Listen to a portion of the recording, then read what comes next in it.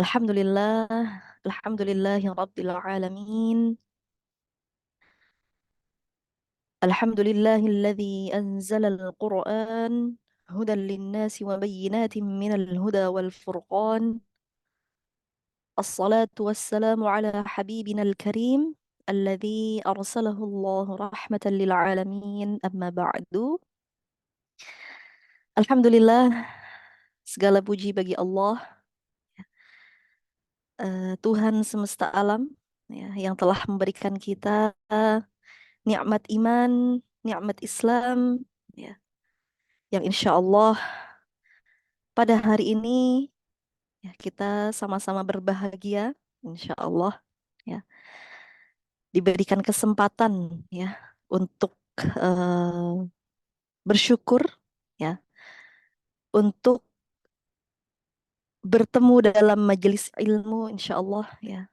Dan tentu saya sangat berbahagia sekali bisa bertemu dengan para penikmat sajian-sajian Al-Quran dan insya Allah kita semua tergolong menjadi ahlul Quran. Amin ya rabbal alamin. Alhamdulillah, eh, Allah takdirkan dengan sekian jarak kita bertemu ya dalam ruang-ruang Zoom ini, ya kita sangat sangat berbahagia. Ya, insya Allah kita akan saling berbagi, saling sharing, ya. Dan tentu dalam kesempatan ini saya khususnya bisa berpesan untuk diri sendiri dan insya Allah kita akan tawasau bil haq, ya, saling menasehati dalam kebaikan, ya, dalam rangka memaksimalkan interaksi kita dengan Al-Quranul Karim, ya, karena momen Ramadan, ya, momen Ramadan itu pasca Ramadan ya khususnya, momen pasca Ramadan itu ketika kita mengangkat tema tentang Al-Quran itu adalah momen yang sangat tepat. Karena kita sama-sama tahu bahwa eh, kita telah menempuh Ramadan yang kaitannya erat sekali hubungannya dengan Al-Quran. Ya. Maka penting setelah kita melalui pelatihan di bulan Ramadan, kita mengevaluasi diri kita. Ya, sudah sejauh mana interaksi kita dengan Al-Quran, ya, apakah tilawahnya masih tetap istiqomah, ya, apakah hafalannya terus bertambah dan seterusnya. Ya, insya Allah ini adalah momen untuk kita mengevaluasi diri, ya, kira-kira sejauh mana Al-Quran sudah melekat dalam hari-hari kita, ya. Karena tentu hidayah untuk mendekat kepada Al-Quran itu sangat mahal harganya, ya, dan sulit untuk didapati. Karena Al-Quran adalah sebuah kemuliaan, ya, sebuah anugerah, ya, dan penuh dengan keutamaan. Ya, maka siapapun yang berusaha untuk mendekat kepada Al-Quran, ya berarti dia mendekat kepada kemuliaan, mendekat kepada kesuksesan, mendekat kepada kebaikan, eh, meni, eh, apa namanya? Berarti mendekat kepada ketakwaan, ya, di dunia maupun di akhirat, insya Allah. Maka ketika kita membahas tentang Al-Quran, khususnya bagaimana kita menata hati kita kembali untuk Al-Quran, ya, dengan Al-Quran, maka ini adalah sebuah proses mendekatkan diri kita kepada Allah Subhanahu wa taala yang insya Allah kita juga mendekat kepada kemuliaan Al-Quran itu sendiri, ya. Maka ketika kita berbicara tentang eh, apa namanya Al-Quran, ya, berbicara tentang Al-Quran, maka butuh keseriusan, ya, kesungguhan, ya, mujahadah, ya, kapanpun, setiap kali futur, setiap kali lemah, lengah, ya, atau lalai, maka komitmen kita harus perlu dibangun kembali, motivasi kita, ya, untuk bisa melaksanakan ajaran-ajaran Al-Quran ya, khususnya dalam membacanya atau menunaikan kewajiban-kewajiban manusia terhadap Al-Quran, ya itu harus dievaluasi kembali dan harus senantiasa diperbaharui, ya perbaharui terus. Kenapa? Karena sebagaimana ketika kita ingin mendapatkan pencapaian yang besar, ya, ingin menggapai sebuah cita-cita yang besar, yang mulia, yang penuh dengan kebaikan, pasti akan ditemukan tantangannya. Ya. Bisa jadi mungkin setelah Ramadan, hari-hari kita tidak seperti di dalam Ramadan, ya. Setelah Ramadan sudah mulai sibuk dengan agenda-agenda aktivitas, ya, pekerjaan, entah pekerjaan rumah tangga atau pekerjaan dalam ruang lingkup karir mungkin ya, atau mengurus agenda-agenda lain ya. Akan tetapi tadi ketika kita punya capaian yang besar untuk Al-Qur'an, maka tantangan-tantangan itu adalah bukti kesungguhan kita harusnya. Kesungguhan kita akan diuji ya. Maka insya Allah ya pada hari ini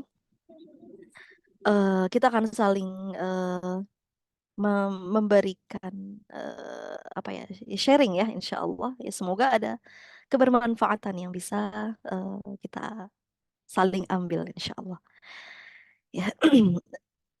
eh oke, saya izin share screen ya. Bismillah.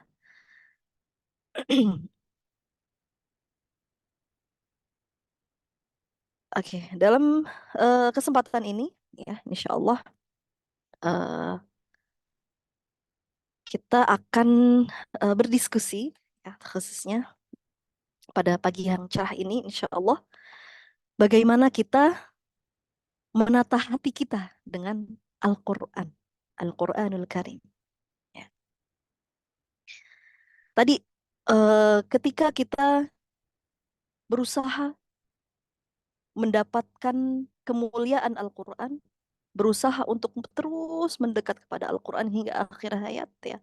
Bahkan kita berjuang bagaimana keluarga kita juga bisa menjadi lingkungan Qurani terbaik. Ya.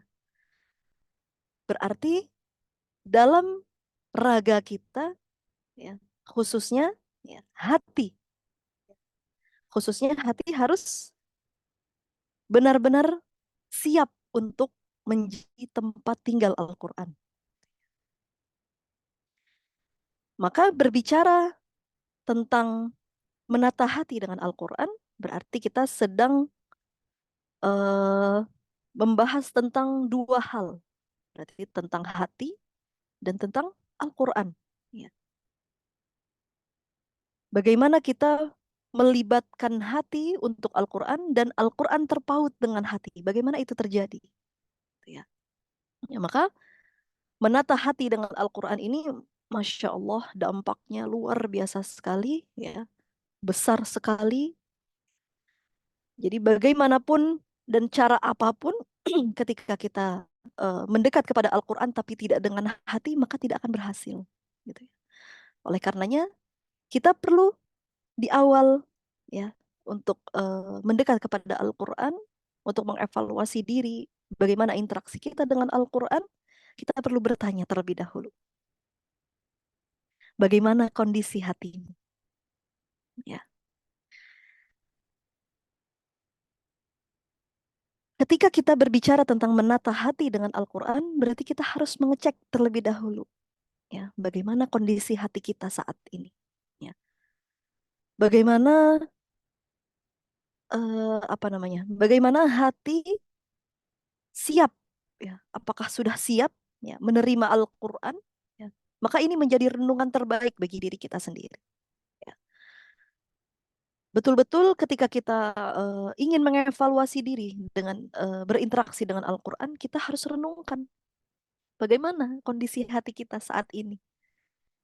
Ketika kita mulai menjauh dari Al-Quran, mulai hilang target-target tilawah, mulai hilang target-target hafalan, dan seterusnya, berarti yang harus dievaluasi pertama kali bukan Al-Qurannya, tapi hati kita.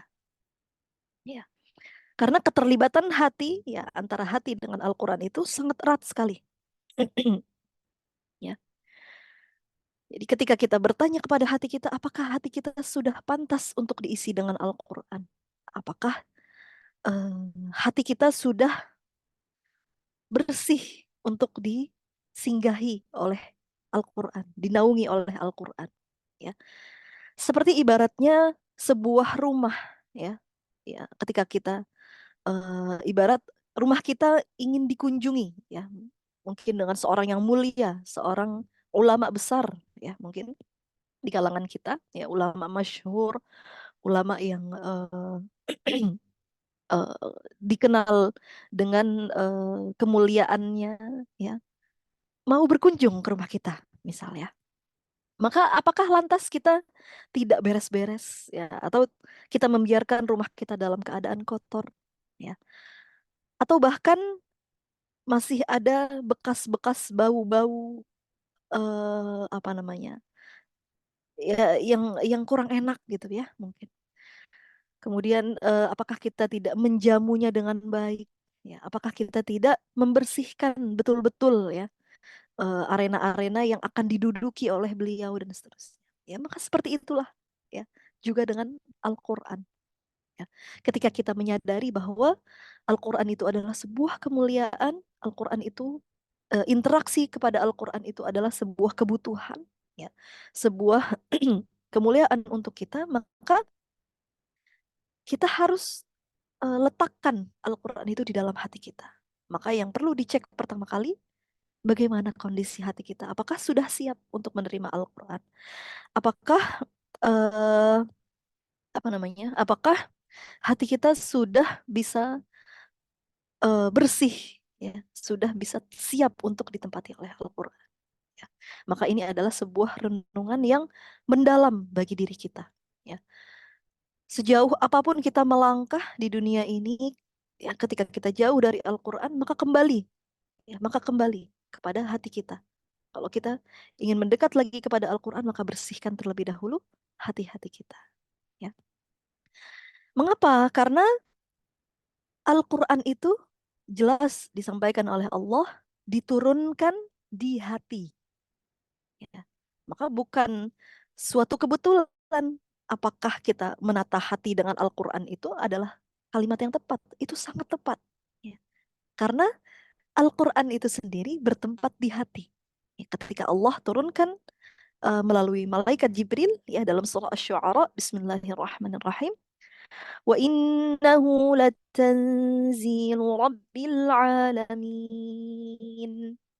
نزل به الروح الأمين على قلبك لتكون من المنذرين. Masya Allah, ya. Dan sungguh Al-Quran, ya, ini wa innahu latanzilu rabbil alamin, dan sungguh Al-Quran ini benar-benar diturunkan oleh Tuhan semesta alam, ya, Tuhan seluruh alam. Nazala bihir ruhul amin, yang Al-Quran itu dibawa turun oleh Ar-Ruhul Amin atau malaikat Jibril. Ala qalbika. Ya, ada kalimat ala qalbika. Ke dalam hatimu, wahai Muhammad, litakuna minal munzirin. Agar engkau termasuk orang yang bisa memberi peringatan. Ya.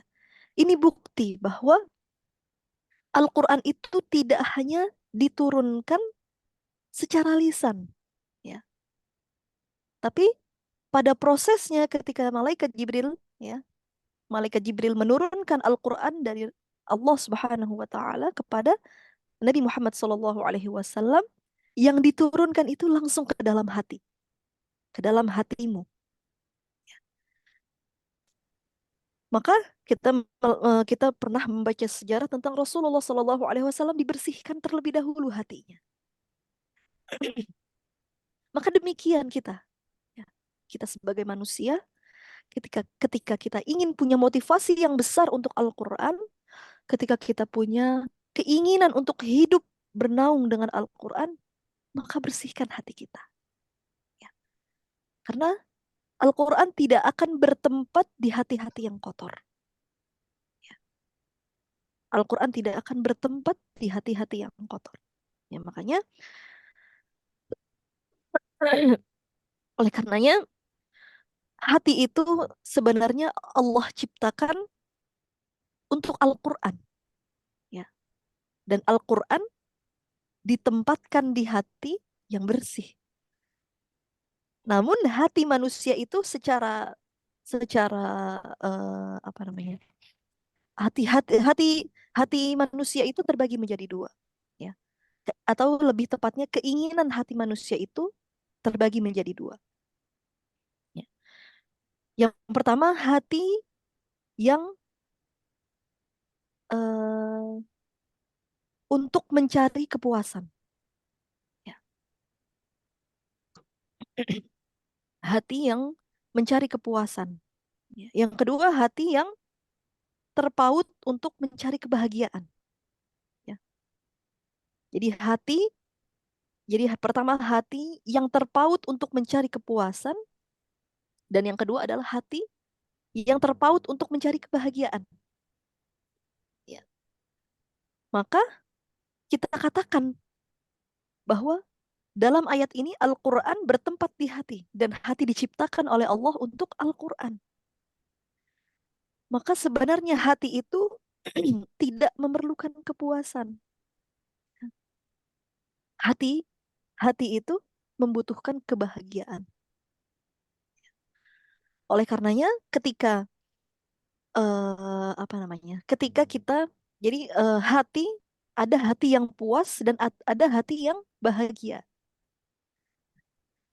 Sedangkan ketika kita mencari kebahagiaan, hati yang mencari kebahagiaan itu harus terikat dengan sesuatu yang diridhoi oleh Allah.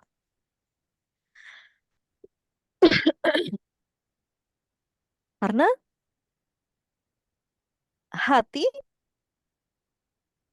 eh, karena kebahagiaan itu terletak di hati dan hati itu yang menggenggam adalah Allah, maka kita harus mencari kebahagiaan itu dengan sesuatu yang diridhoi oleh Allah.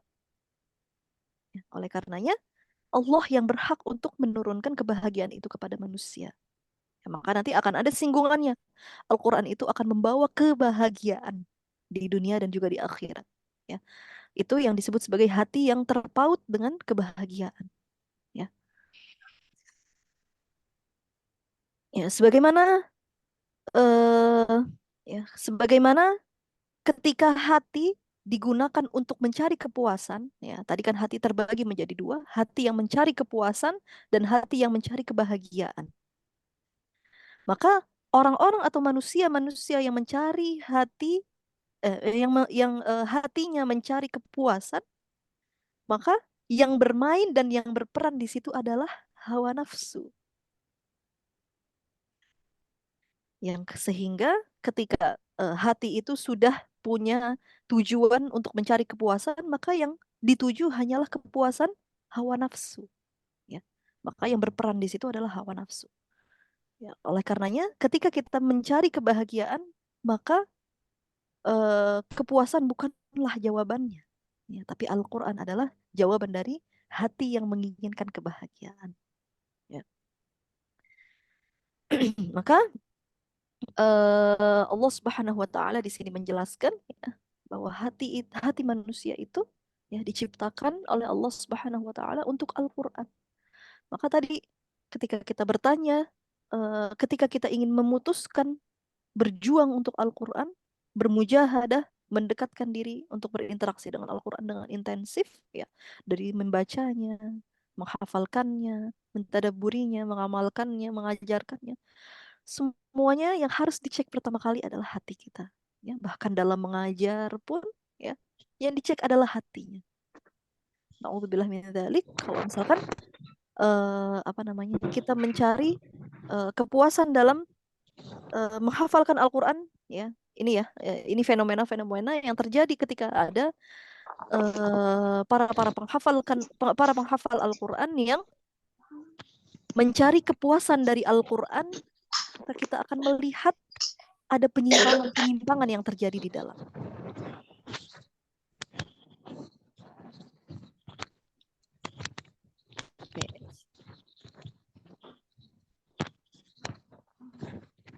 sebentar. Oke. Headset tuh habis baterai. Jadi Headset. yang Bluetooth. Oke. Jadi Ya. pakai ini deh. Ini Oke, sebentar. Ini boleh di ya mute mah terlebih kan dahulu. Oke, boleh di mute ya. Oke, kita lanjutkan. Bismillah. Oke, tadi kita bahas tentang Al-Quran bertempat di hati. Ya. Oleh karenanya, dalam hadis Rasulullah Shallallahu Alaihi Wasallam, ya, yang diriwayatkan oleh Mutiara. Mutiara tadi itu kan eh, yang diriwayatkan oleh Al-Bukhari dan Muslim, ya. Ini adalah hadis tentang hati, ya. Ini semua kita sudah mengenal, ya. Kita semua sudah sering sekali terulang oleh diri kita, ya. Dan hari ini kita akan murojaah karena kita lagi bahas tentang hati, ya. Dari An-Nu'man bin Bashir radhiyallahu anhuma, Nabi sallallahu alaihi wasallam bersabda, "Ala wa inna fil jasadi mudghatan." Ya. Idza salahat salahal jasadu kulluh wa idza fasadat fasadal jasadu kulluh. Ala wahyal qalbu. Ya. Ingatlah bahwa di dalam jasad itu ada segumpal daging, ya. Jika ia baik, maka baik pula seluruh jasad. Jika ia rusak, maka rusak pula seluruh jasadnya. Ya. Ketahuilah bahwa ia adalah hati. Ya, ini jelas sekali. Ya, dan ini diriwayatkan oleh Al-Bukhari dan Muslim. Ya. Hadis tentang hati. Ya, tadi kita membahas tentang hati yang mencari kepuasan. Ya, sebagai contoh, ada penghafal Al-Quran yang eh, mencari kepuasan dari Al-Quran, ya, dengan menghafalkannya 30 juz. Ya, ini ketika ketika dia telah mencapai 30 juz, ya, dan kemudian setelah itu apa namanya? Dia sudah menyelesaikan dengan puas, ya, tadi hati yang puas, ya. Maka apa yang terjadi ketika kita mengoreksi hati, ya, ini dalam rangka mengoreksi hati. Ketika kita mencari kepuasan dari Al-Qur'an dengan menghafalkannya 30 juz saja, maka yang terjadi adalah penyimpangan-penyimpangan setelahnya. Na'udzubillah min dzalik, ya. Tidak ada komitmen untuk murajaah, tidak ada cita-cita yang tinggi, lebih tinggi, bagaimana bisa bahagia dengan Al-Quran, bagaimana bisa bahagia dengan hafalan yang kita miliki, ya, dan seterusnya. Maka ini yang harus kita introspeksi dari awal. Ketika kita ingin dan sedang mendekat kepada Al-Quran, maka niat kita, ya, dan khususnya niat adalah berada di dalam hati, ya. Apakah kita ketika mendekat kepada Al-Quran ini dalam rangka mencari kepuasan atau mencari kebahagiaan? Ya. Maka banyak sekali fenomena-fenomena orang-orang yang mendekat kepada Al-Quran secara wahiriyah dekat. Secara kasat mata terlihat dekat dengan Al-Quran. Akan tetapi, na'udzubillah min dzalik, ketika kita bertanya kepada hatinya, ya, ketika kita bertanya kepada hati kita masing-masing, maka ternyata masih ada kepuasan yang kita cari. Ya. Oleh karenanya, penyimpangan-penyimpangan itu pasti akan ditemukan, ya, dalam apa namanya, diri manusia. Kenapa? Karena orang-orang yang mencari kepuasan itu pasti yang berperan adalah hawa nafsunya, ya. Mencari kepuasan dari Al-Quran, ya, yang penting bisa keliling dunia, ya, dan seterusnya. Na'udzubillah min dzalik. Atau disebut sebagai hafizah, ya. Hanya hanya hanya sebatas orientasi di duniawi saja. Tapi ketika kita mengintrospeksi diri kita, ya, terutama hati kita, mencari kebahagiaan, maka insya Allah kebahagiaan yang besar, ya, bagi kita di dunia maupun di akhirat. Ya, maka hal ini berkaitan erat dengan hadis ini, ya, bahwa dalam diri kita ada satu gumpalan, ya, gumpalan daging yang ketika segumpal daging ini baik, ya, maka berpengaruh untuk seluruh jasad. Akan tetapi ketika segumpal daging ini kotor, rusak, ya, rusak bukan berarti sudah tidak bisa dibenar, sudah bisa tidak bisa diperbaiki, ya, tidak. Tapi masih bisa diperbaiki, ya. Jika jika segumpal daging ini rusak, maka seluruhnya juga akan rusak. Nauzubillah min dzalik, ya. Maka ketahuilah bahwa itu adalah hati yang kita sebut sebagai hati, ya. Eh, maka al-qalbu, ya, hati kita itu adalah penggerak utama, ya. Ketika kita memiliki akal untuk bisa menyaring pembeda, ya, antara yang apa namanya bisa dipikir oleh akal, ya, tapi dikonfirmasi tetap kepada hati, ya. Misal apakah saya di dalam pikiran, ya, misalnya naudzubillah, saya apakah harus berzinah atau tidak, gitu ya. Dalam akal mengkonfirmasi mungkin, ya, cuma 10 menit misalnya. Tapi ketika dia memiliki hati yang bersih, maka akan dikonfirmasi oleh hatinya, ya. Hal itu tidak benar. Allah akan marah, ya. Eh, hatinya akan mengkonfirmasi dengan sesuatu yang diridhoi oleh Allah ketika dia memiliki hati yang bersih. Maka maksiat-maksiat yang terfikirkan oleh akal itu akan terhilangkan. Maka hal ini yang bisa disebut sebagai hati bisa memperbaiki seluruh jasadnya. Dan ketika hati yang kotor, maka akan merusak seluruh jasadnya. Ya. Oleh karenanya, ketika kita ingin menata hati dengan Al-Quran, ya, eh, betul-betul, ya, ini betul-betul sangat penting sekali ketika kita betul-betul memastikan bahwa hati kita itu adalah termasuk hati yang bersih, ya, hati yang salih, ya, salahal jasadu kullu. Oke, kita lanjutkan. Ini hanya sekilas tentang bagaimana gambaran tentang hati yang baik atau hati yang bersih, ataupun hati yang rusak ataupun yang kotor, ya. Ada karakter-karakter yang bisa mengindikasi bahwa hati itu adalah tergolong dalam hati yang bersih, ataupun ada karakter-karakter atau sifat-sifat yang menjadi indikasi bahwa hati itu adalah hati yang rusak, ya. Ya, kita kita semua faham insya Allah, ya, di dalam Al-Quran, ya, bagaimana ikhlas, bagaimana tawadhu, ya, bagaimana syukur, sabar, tawakal, qanaah, husnudzon, mahabbah, itu termasuk dalam hati yang baik, ya. Dan termasuk juga apa yang ada di dalam hati yang rusak, seperti adanya hasad, ya, atau iri hati, kiber atau sombong, ya, nifaq, ya, naudzubillah min dzalik, munafik, ria, ya, eh, mughud, ya, atau kebencian yang mendalam, ya, atau sum'ah, mencari popularitas, naudzubillah min dzalik, ya.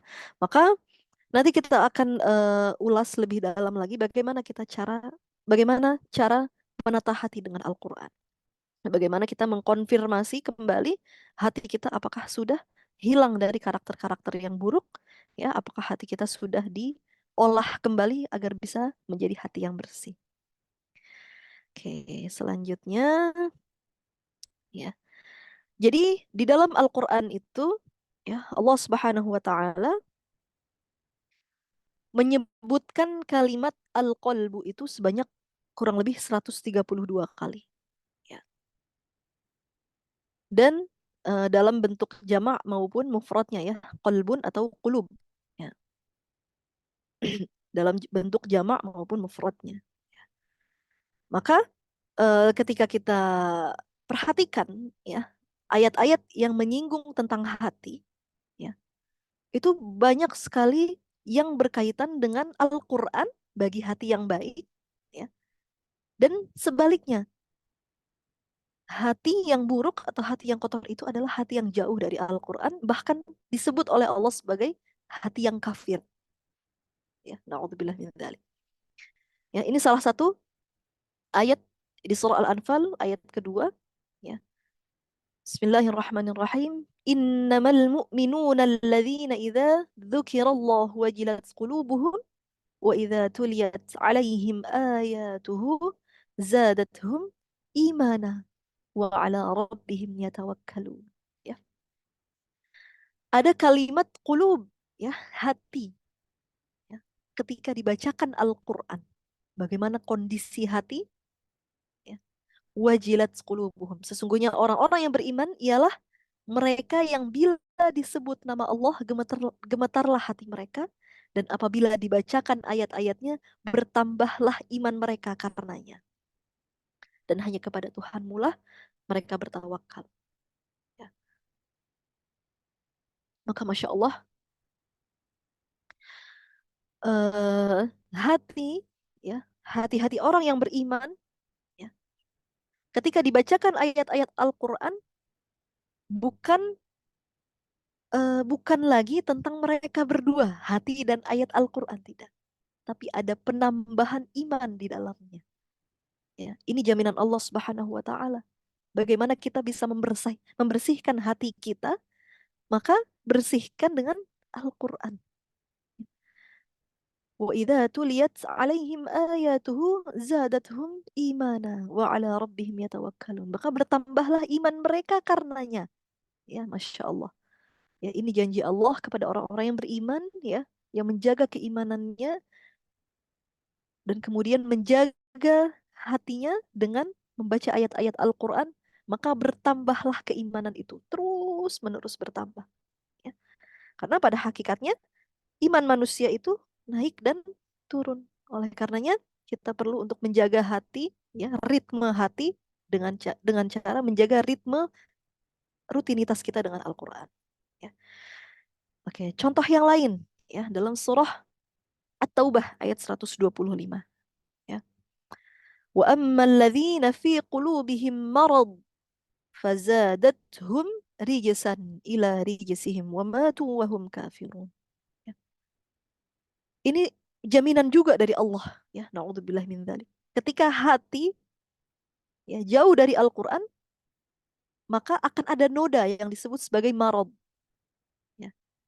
Marad, marad itu penyakit, ya, penyakit di dalam hati, ya, dan ini nanti merembak ke segala penyakit, penyakit hasad, penyakit sombong, naudzubillah min dzalik, sum'ah yang tadi kita sebutkan di awal, ya. Dan adapun orang-orang yang di dalam hati mereka ada penyakit, ya, maka dengan surat itu bertambah kekafiran mereka di samping kekafirannya yang telah ada dan mereka mati dalam keadaan kafir. Ya, artinya mereka yang menjauh dari Al-Quran, ya, apalagi ya na'udzubillah min dzalik, tidak percaya terhadap Al-Quran, maka fazadathum rijsan, kotor, semakin kotor.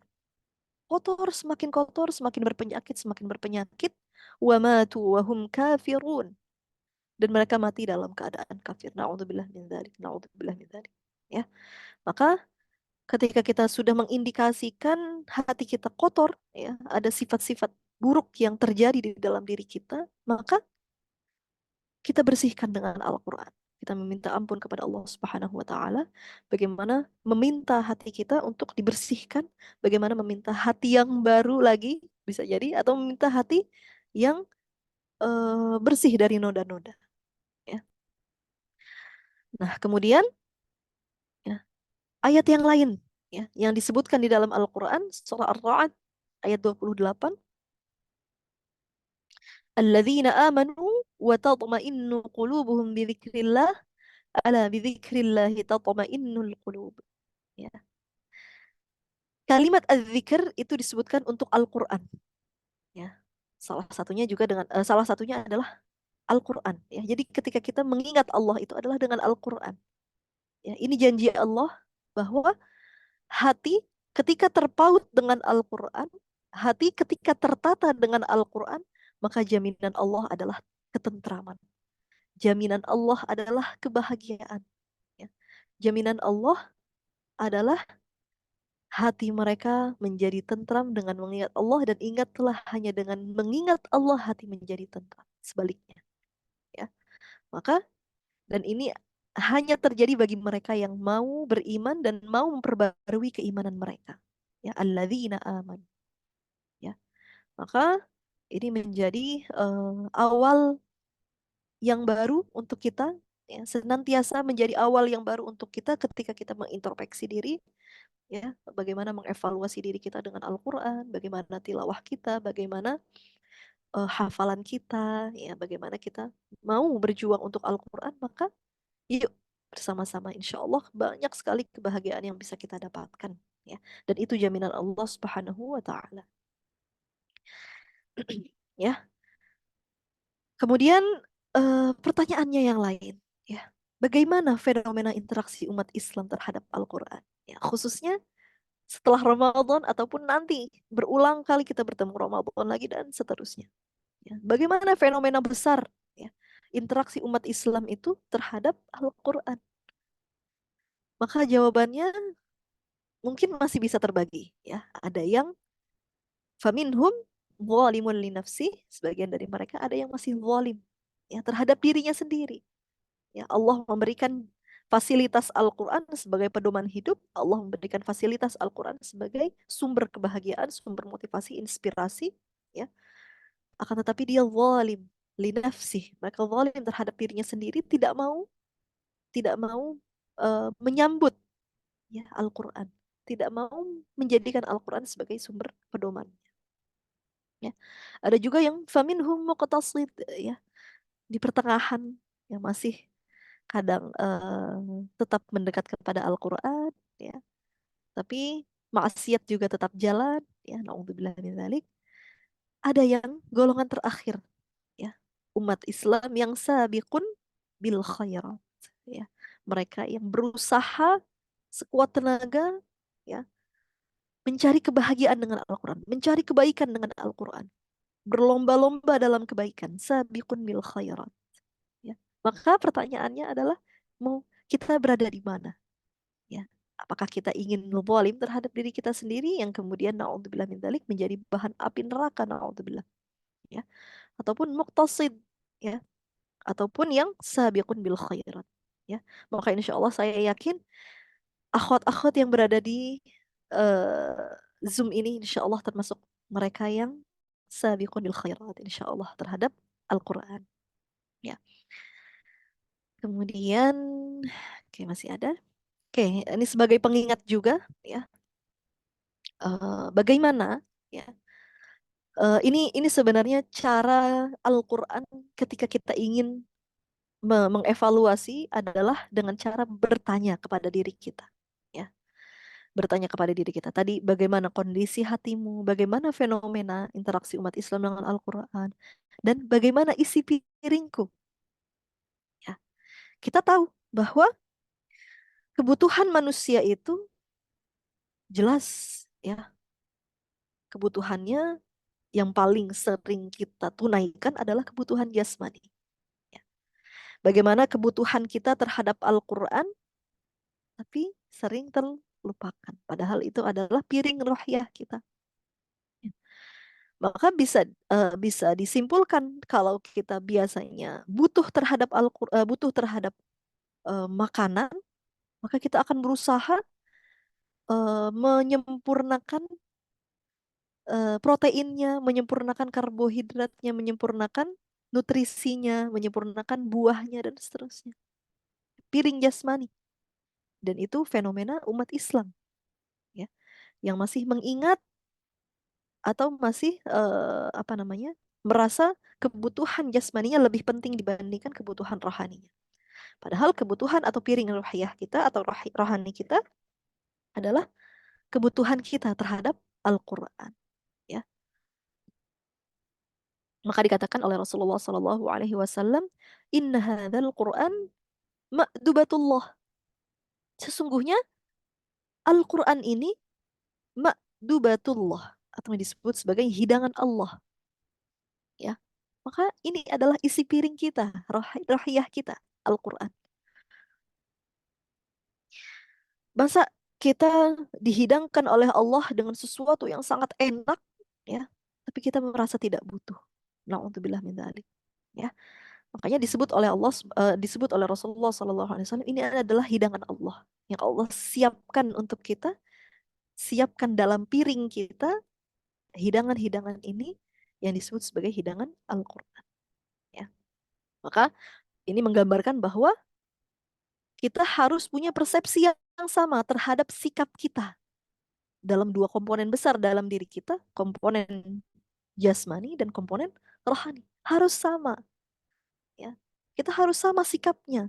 Kalau sebagaimana kita butuh terhadap makanan, nutrisi jasmani, maka kita butuh juga terhadap nutrisi ruhiyah kita, ya. Maka jangan pernah kena lelah ketika kita ingin memaksimalkan kebutuhan jasmani, maka kita jangan lengah dengan kebutuhan ruhiyah kita. Ya, mengabaikan kebutuhan rohani lebih besar bahayanya dibandingkan mengabaikan piring jasmani. Ya. Karena kalau ruhiyah sudah rusak, ruhiyah sudah kotor dan seterusnya, maka yang tersisa hanyalah jasadnya. Nauzubillah min dzalik. Ya. Maka insya Allah kita kembali menata hati kita, ya, agar senantiasa eh, apa namanya, selalu apa namanya, menyempurnakan nutrisi ruhiyahnya, ya, menyempurnakan nutrisi hati kita dengan Al-Quran, insya Allah.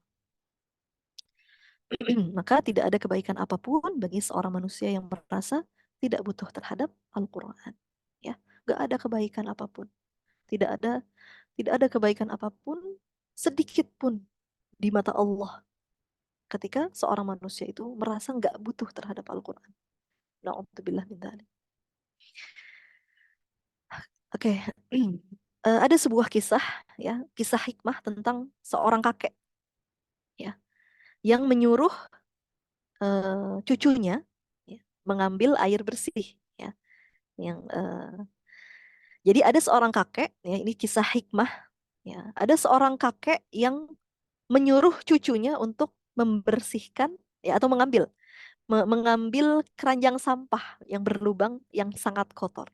Ya, jadi ada kakek dan cucu. Kakek menyuruh cucu untuk membawa air, ya, keranjang berlubang ini ke sungai. Ya, ambil air ini, cu. Gitu ya. Tapi setiap kali mengambil air, sang cucu gagal mendapatkan air. Ya, karena keranjangnya berlubang. Ya. Sang kakek pun tetap menyuruhnya mengambil kembali air hingga akhirnya sang cucu menyerah. Bolak-balik kakek nyuruh ambil, ambil air, ambil air. Ya, di perjalanan rembes, ya, karena berlubang dan seterusnya. Tapi ketika sang cucu menyerah, kemudian sang kakek memberikan hikmah di balik pengambilan air dengan keranjang yang pasti tak akan menampung air itu. Ya. Betapapun dilakukan secara terus-menerus, keranjang yang tadinya kotor bisa berubah menjadi bersih. Ya. Kakek itu bilang, coba lihat, keranjangnya bersih nggak? Bersih. Ya, seperti itulah. Ya. Seperti itulah juga sama dengan Al-Quran. Ya, ibrahnya, betapapun hati manusia itu kotor, ya, kalau terus-menerus berinteraksi dengan Al-Quran, maka Al-Quran bagaikan air yang membersihkan keranjang kotor. Jadi, maka ibrah ini, ya, kalau kita merasa sudah mulai futur, menjauh dari Al-Quran, jangan berhenti mendekat dengan Al-Quran. Jangan. Terus saring, terus berikan eh, kesempatan hati kita untuk dibersihkan dengan Al-Quran. Ya, maka insya Allah Al-Quran bagaikan air yang membersihkan keranjang kotor. Ini tadi. Ya. Oleh karenanya, penting sekali bagi kita untuk eh, apa namanya, mengintrospeksi diri terus menerus, ya. Kalau misalkan mulai lelah, ya, mulai dengarkan eh, apa namanya, murattal, ya. Karena bisa dijamin ketika kita jauh dari Al-Quran, ya, pasti yang akan didengarkan mungkin hal-hal yang buruk dan seterusnya. Bahkan untuk mendengarkan murotal saja rasanya panas, ya, capek dengernya, dan seterusnya. Nah, itu berarti ada indikasi bahwa hati kita perlu dibersihkan, ya, dengan Al-Quran. Paksa, paksa bagaimanapun caranya, ya. Oke, ya, karena Al-Quran adalah anugerah, ya. Laqad manallahu 'alal mu'minina idz ba'atsa fihim rasulan min anfusihim yatlu 'alaihim ayatihi wa yuzakkihim wa yu'allimuhumul kitaba wal hikmah wa in kanu min qablu lafi dhalalin mubin. Ya, Masya Allah. Ya, jadi ketika apa namanya, kita menyadari bahwa Al-Quran ini adalah anugerah ya dari Allah Subhanahu wa taala yang diturunkan hanya kepada umat Nabi Muhammad sallallahu alaihi wasallam, maka ini adalah karunia yang sangat sangat sangat besar ya, dan harus kita syukuri, harus kita maksimalkan ya. Kalaupun kita minim dalam berbahasa Arab, ya, maka berusahalah untuk menjaga ketartilan bacaannya. Maka berusahalah untuk menghafalkannya dengan guru. Ya, maka berusaha untuk mentadaburinya. Ya, kalau tidak ada apa namanya guru ya yang membantu, ya maka cari, berusaha agar Al-Quran itu senantiasa dekat dengan kita, ya bagaimanapun caranya. Dan insya Allah ini adalah kesempatan kita satu-satunya selama Allah masih berikan nafas di dunia, ya selagi Allah berikan kekuatan untuk kaki kita masih muda, ya dan seterusnya, tidak menunggu kesempatan atau tidak menunda waktu yang telah Allah berikan kepada kita, ya. Oke, selanjutnya ini merupakan sumber kebahagiaan dan ketenangan hidup.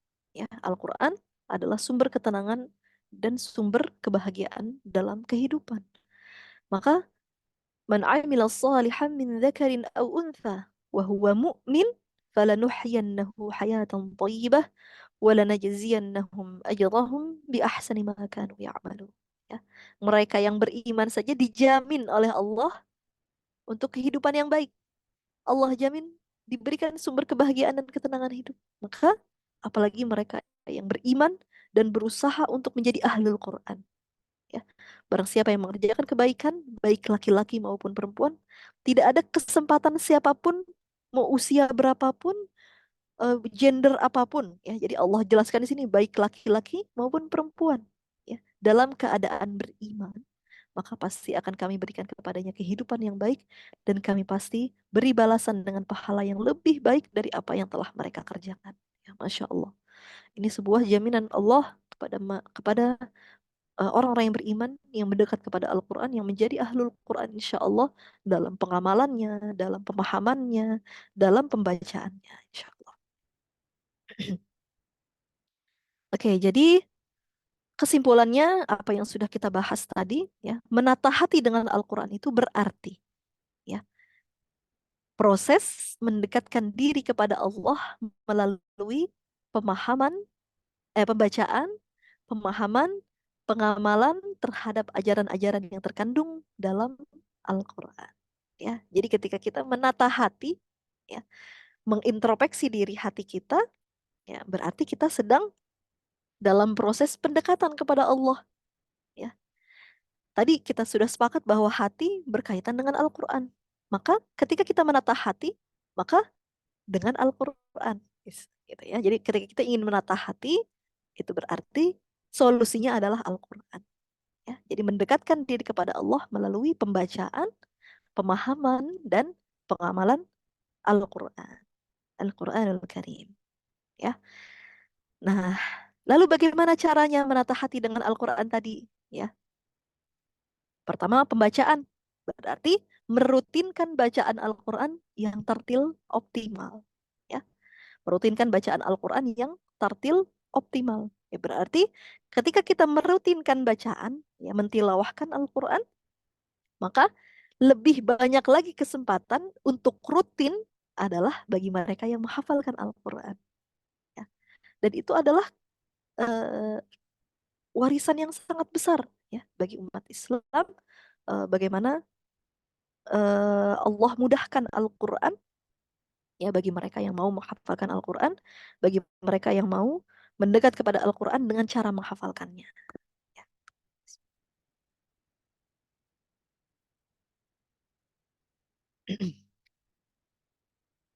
Yang kedua adalah mentadaburi atau memahami kandungannya. Nanti kita akan ulas satu persatu, insya Allah secara singkat, pasti ada waktu ya.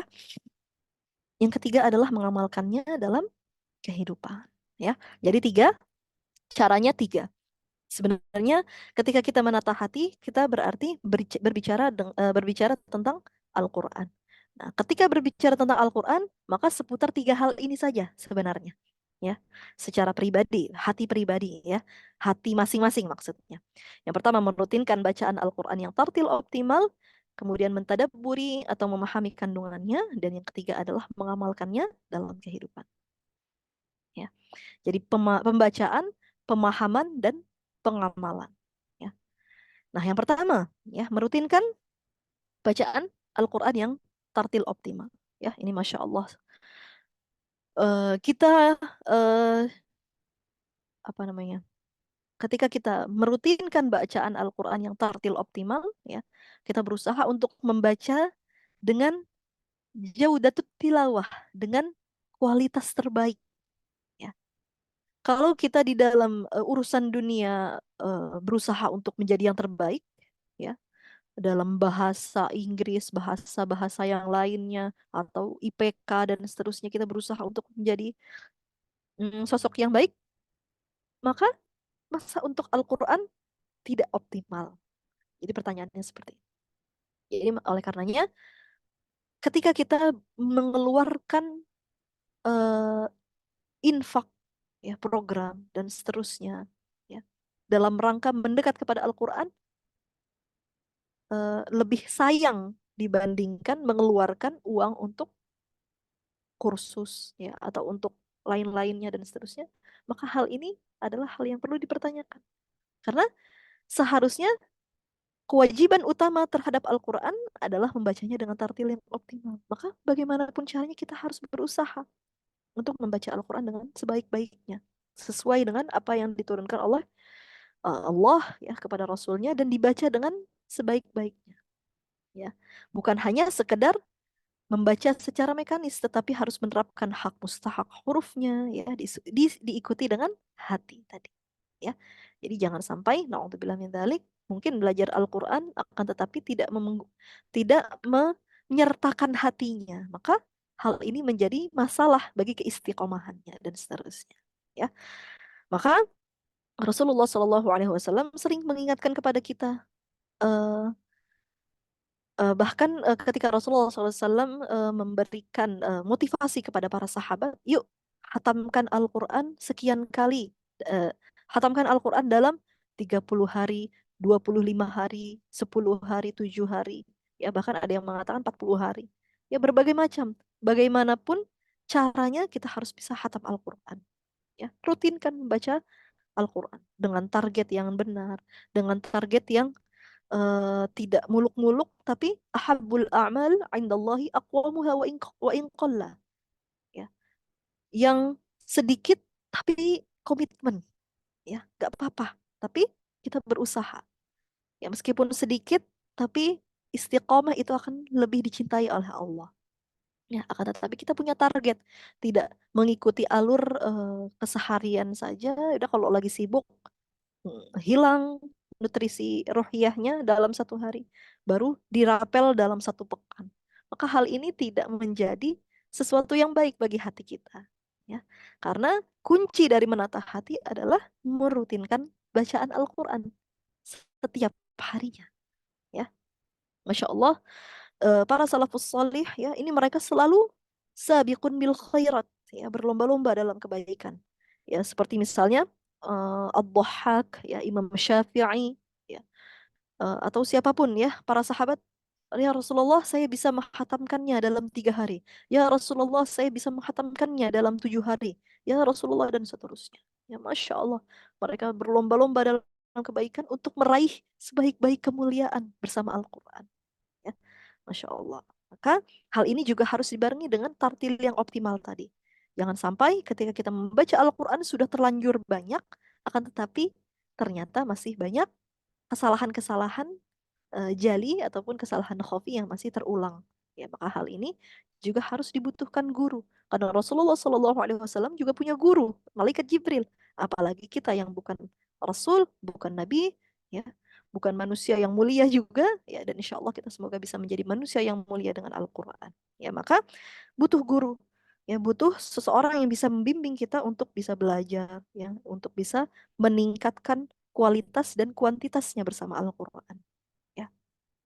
Oleh karenanya, ketika Rasulullah Shallallahu Alaihi Wasallam apa namanya meminta para sahabatnya dan termasuk umatnya Nabi Muhammad, ya, kita semua, maka sambutlah, ya, dengan warattilil Qur'ana tartila, dan bacalah Al-Qur'an dengan tartil yang optimal. Ini adalah perintah yang sangat-sangat harus kita sambut, ya, membaca Al-Qur'an dengan tartil yang optimal.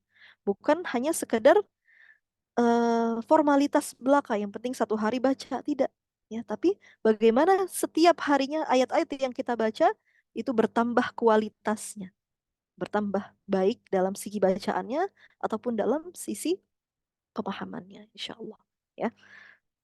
Oleh karenanya, yang kedua adalah mentadaburi, ya, ataupun memahami kandungannya, ya. Wah, Masya Allah, ini ketika kita membahas tentang tadabbur Al-Quran, ya, memahami Al-Quran, kadang-kadang ini adalah sesuatu yang mungkin bagi kita masih sangat berat, ya. Tapi Alhamdulillah, yang patut kita syukuri saat ini adalah kita sudah memiliki banyak fasilitas, ya, smartphone, ya, laptop, ya, atau apapun yang bisa kita akses untuk mencari apa namanya, kandungan-kandungan Al-Quran, ya. Bagaimana kita bisa memperhatikan atau memahami isi-isi kandungan Al-Quran. Dan ini termasuk kewajiban kita, kewajiban manusia terhadap Al-Quran, ya.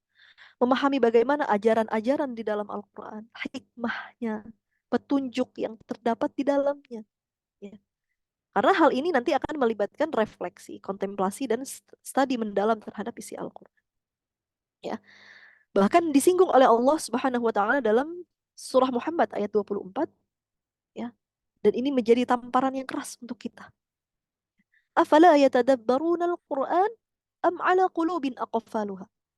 Maka apakah mereka tidak memperhatikan atau memahami isi Al-Qur'an, atau pilihannya adalah am ala qulubin aqfaluha, ataukah hati mereka terkunci, ya. Maka ini tamparan untuk kita.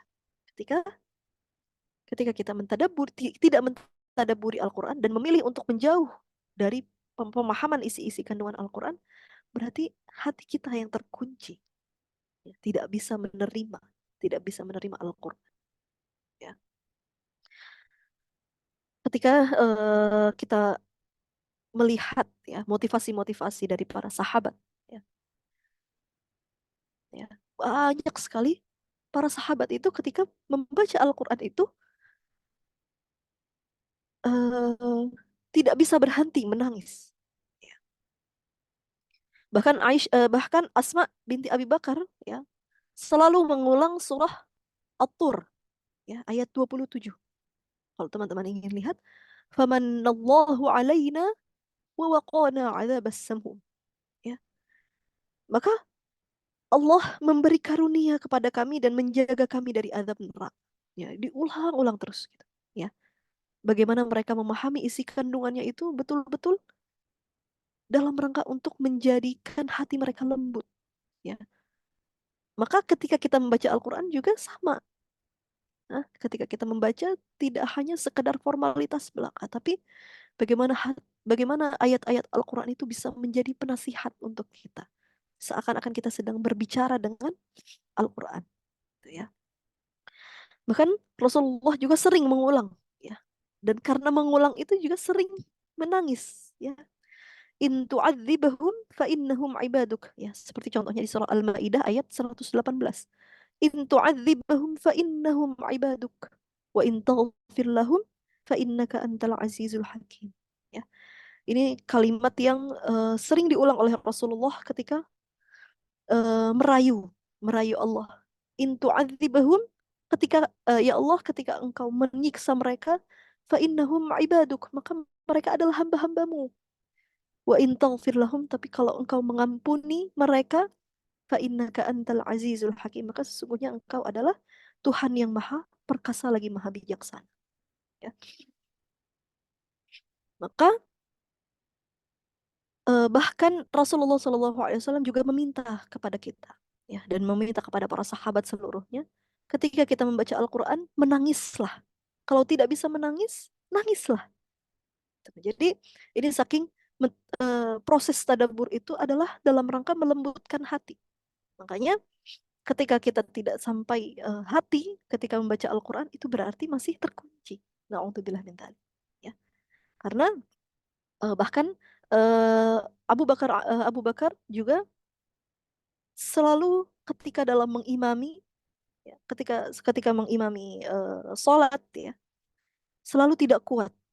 Kenapa? Karena ketika membaca ayat-ayat Al-Quran itu selalu jenggotnya basah, ya, dan seterusnya mengalir semua air matanya. Ya, maka hal ini menggambarkan bahwa betapa besar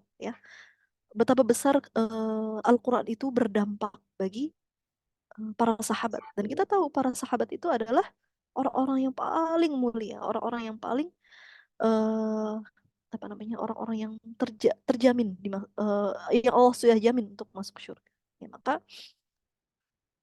kita sebagai eh, sebagai apa namanya, generasi-generasi selanjutnya kita selalu mengambil contoh kepada mereka yang sudah mendahului kita, ya, para sahabat as-sabiqun al-awwalun.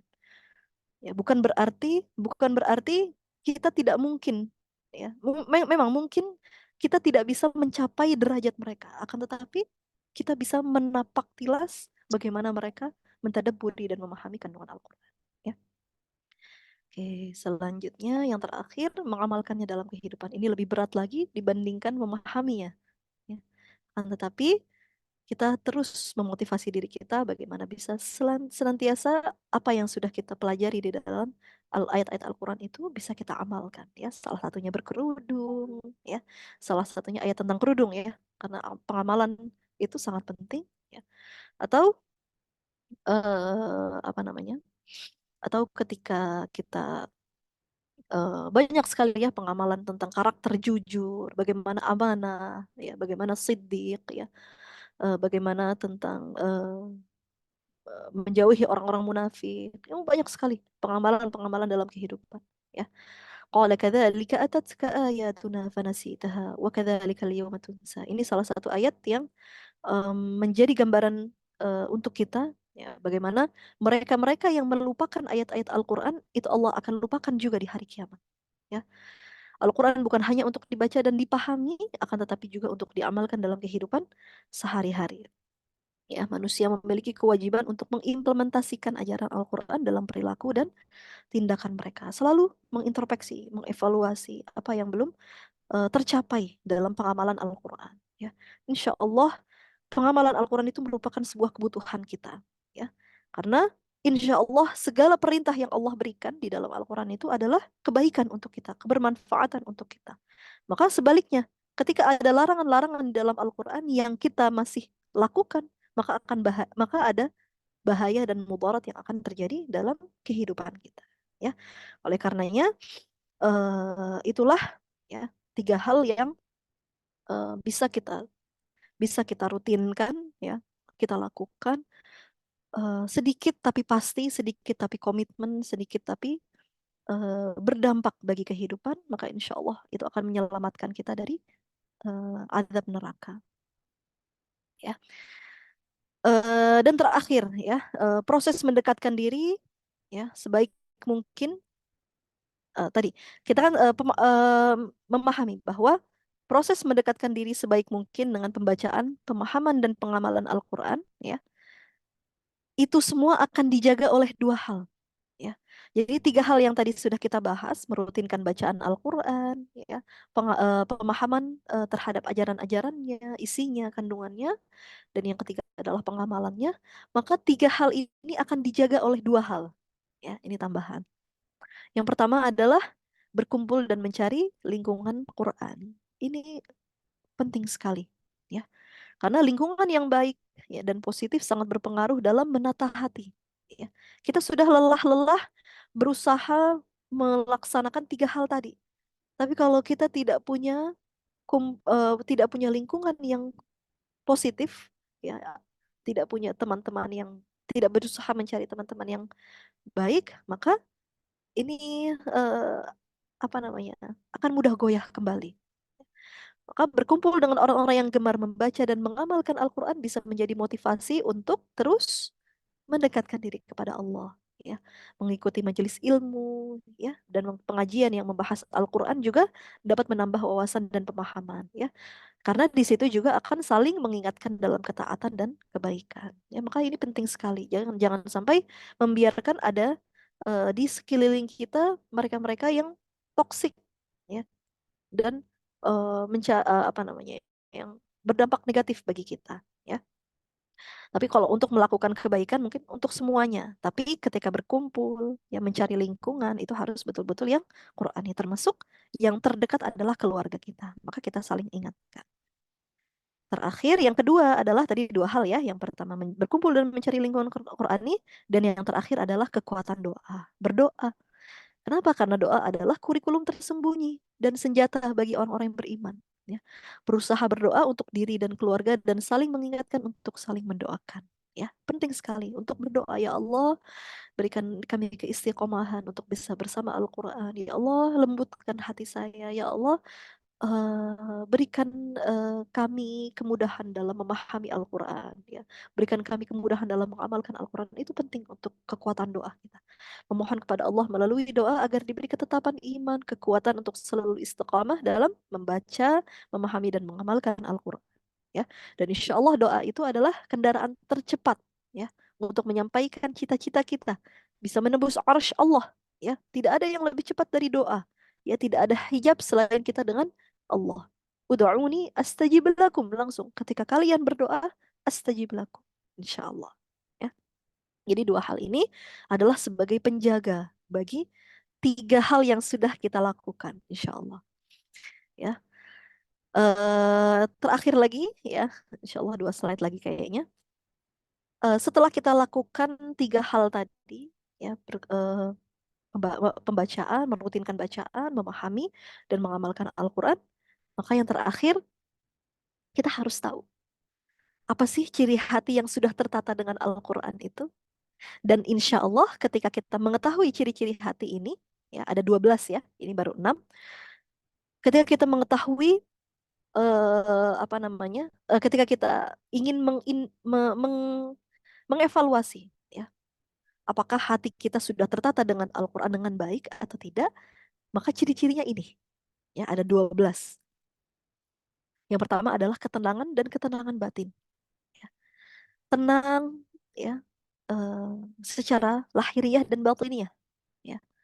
Kemudian yang kedua adalah keikhlasan dalam beramal. Ikhlas, ya, ikhlas melakukan kebaikan, ya.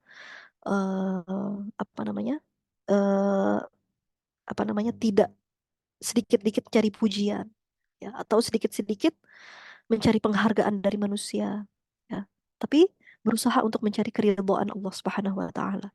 Yang ketiga adalah ketekunan dalam beribadah, ya. Berusaha menunjukkan setiap hal yang bernilai ibadah dia tekun lakukan, apalagi yang wajib, ya. Ibadah sunnah, ya.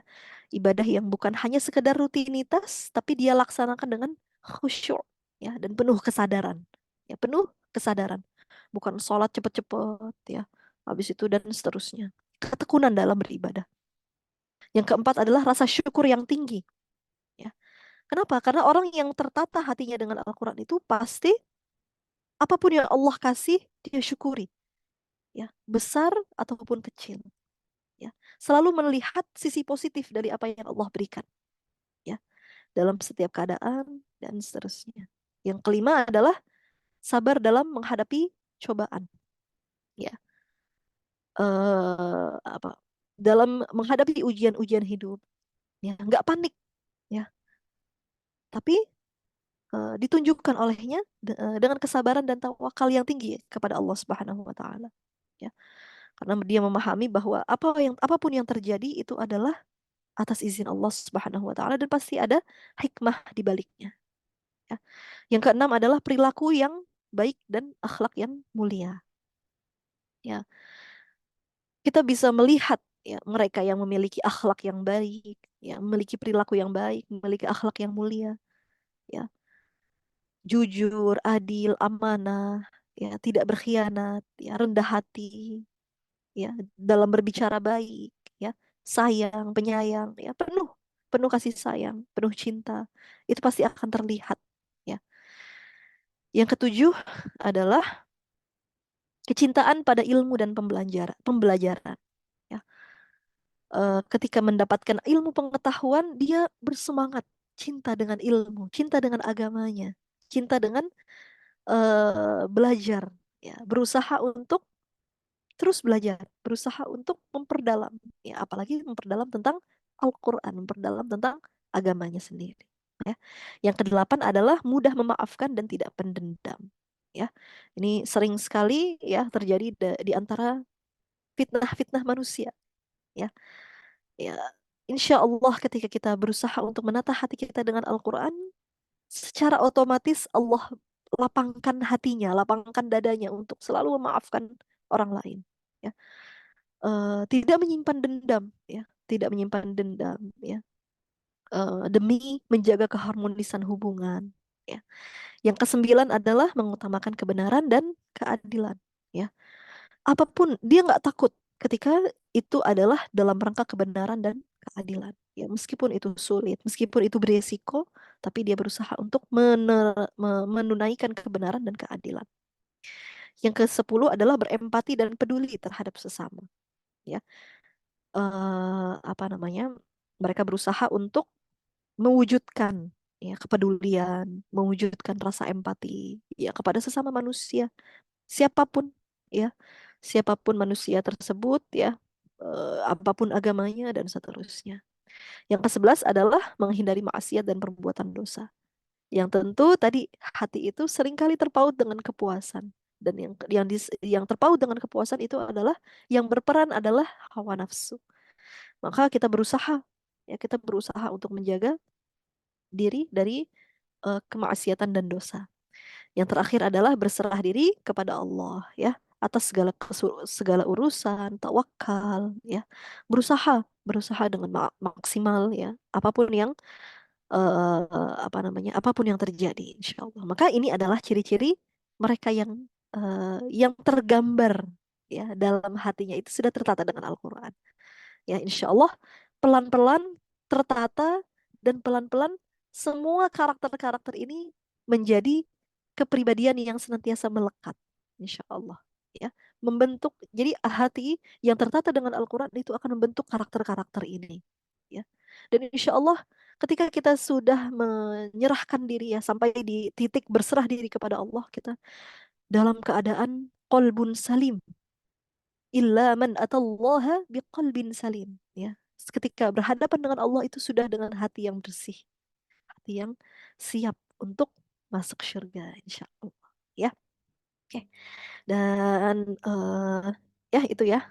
Jadi insya Allah semoga dalam hidup yang sekali ini Allah sempurnakan hidayah dan taufiknya kepada kita, ya, agar kita mampu menata hati kita dengan Al-Quran sebaik-baiknya, ya, meraih cinta Allah dengan mencintai Al-Quran, ya, mencintai Al-Quran sepenuhnya, mengamalkan isinya, serta menjadi pelanjut perjuangan Rasulullah dalam mendakwahkan Al-Quran. Jangan lupa apa yang sudah kita dapatkan ini kita share, ya, kita dakwahkan bahwa Al-Quran itu adalah anugerah yang besar.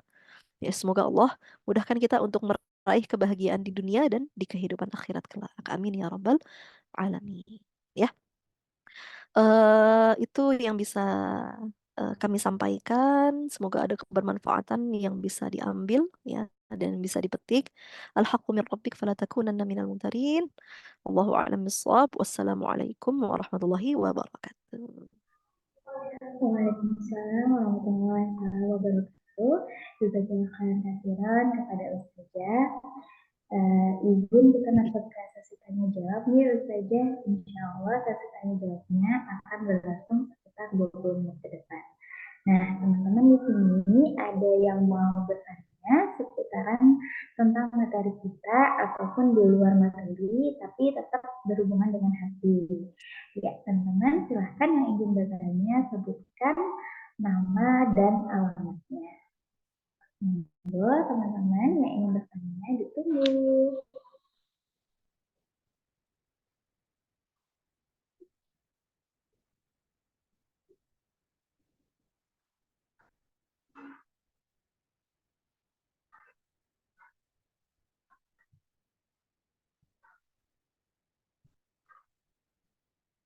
Mungkin sudah cukup jelas.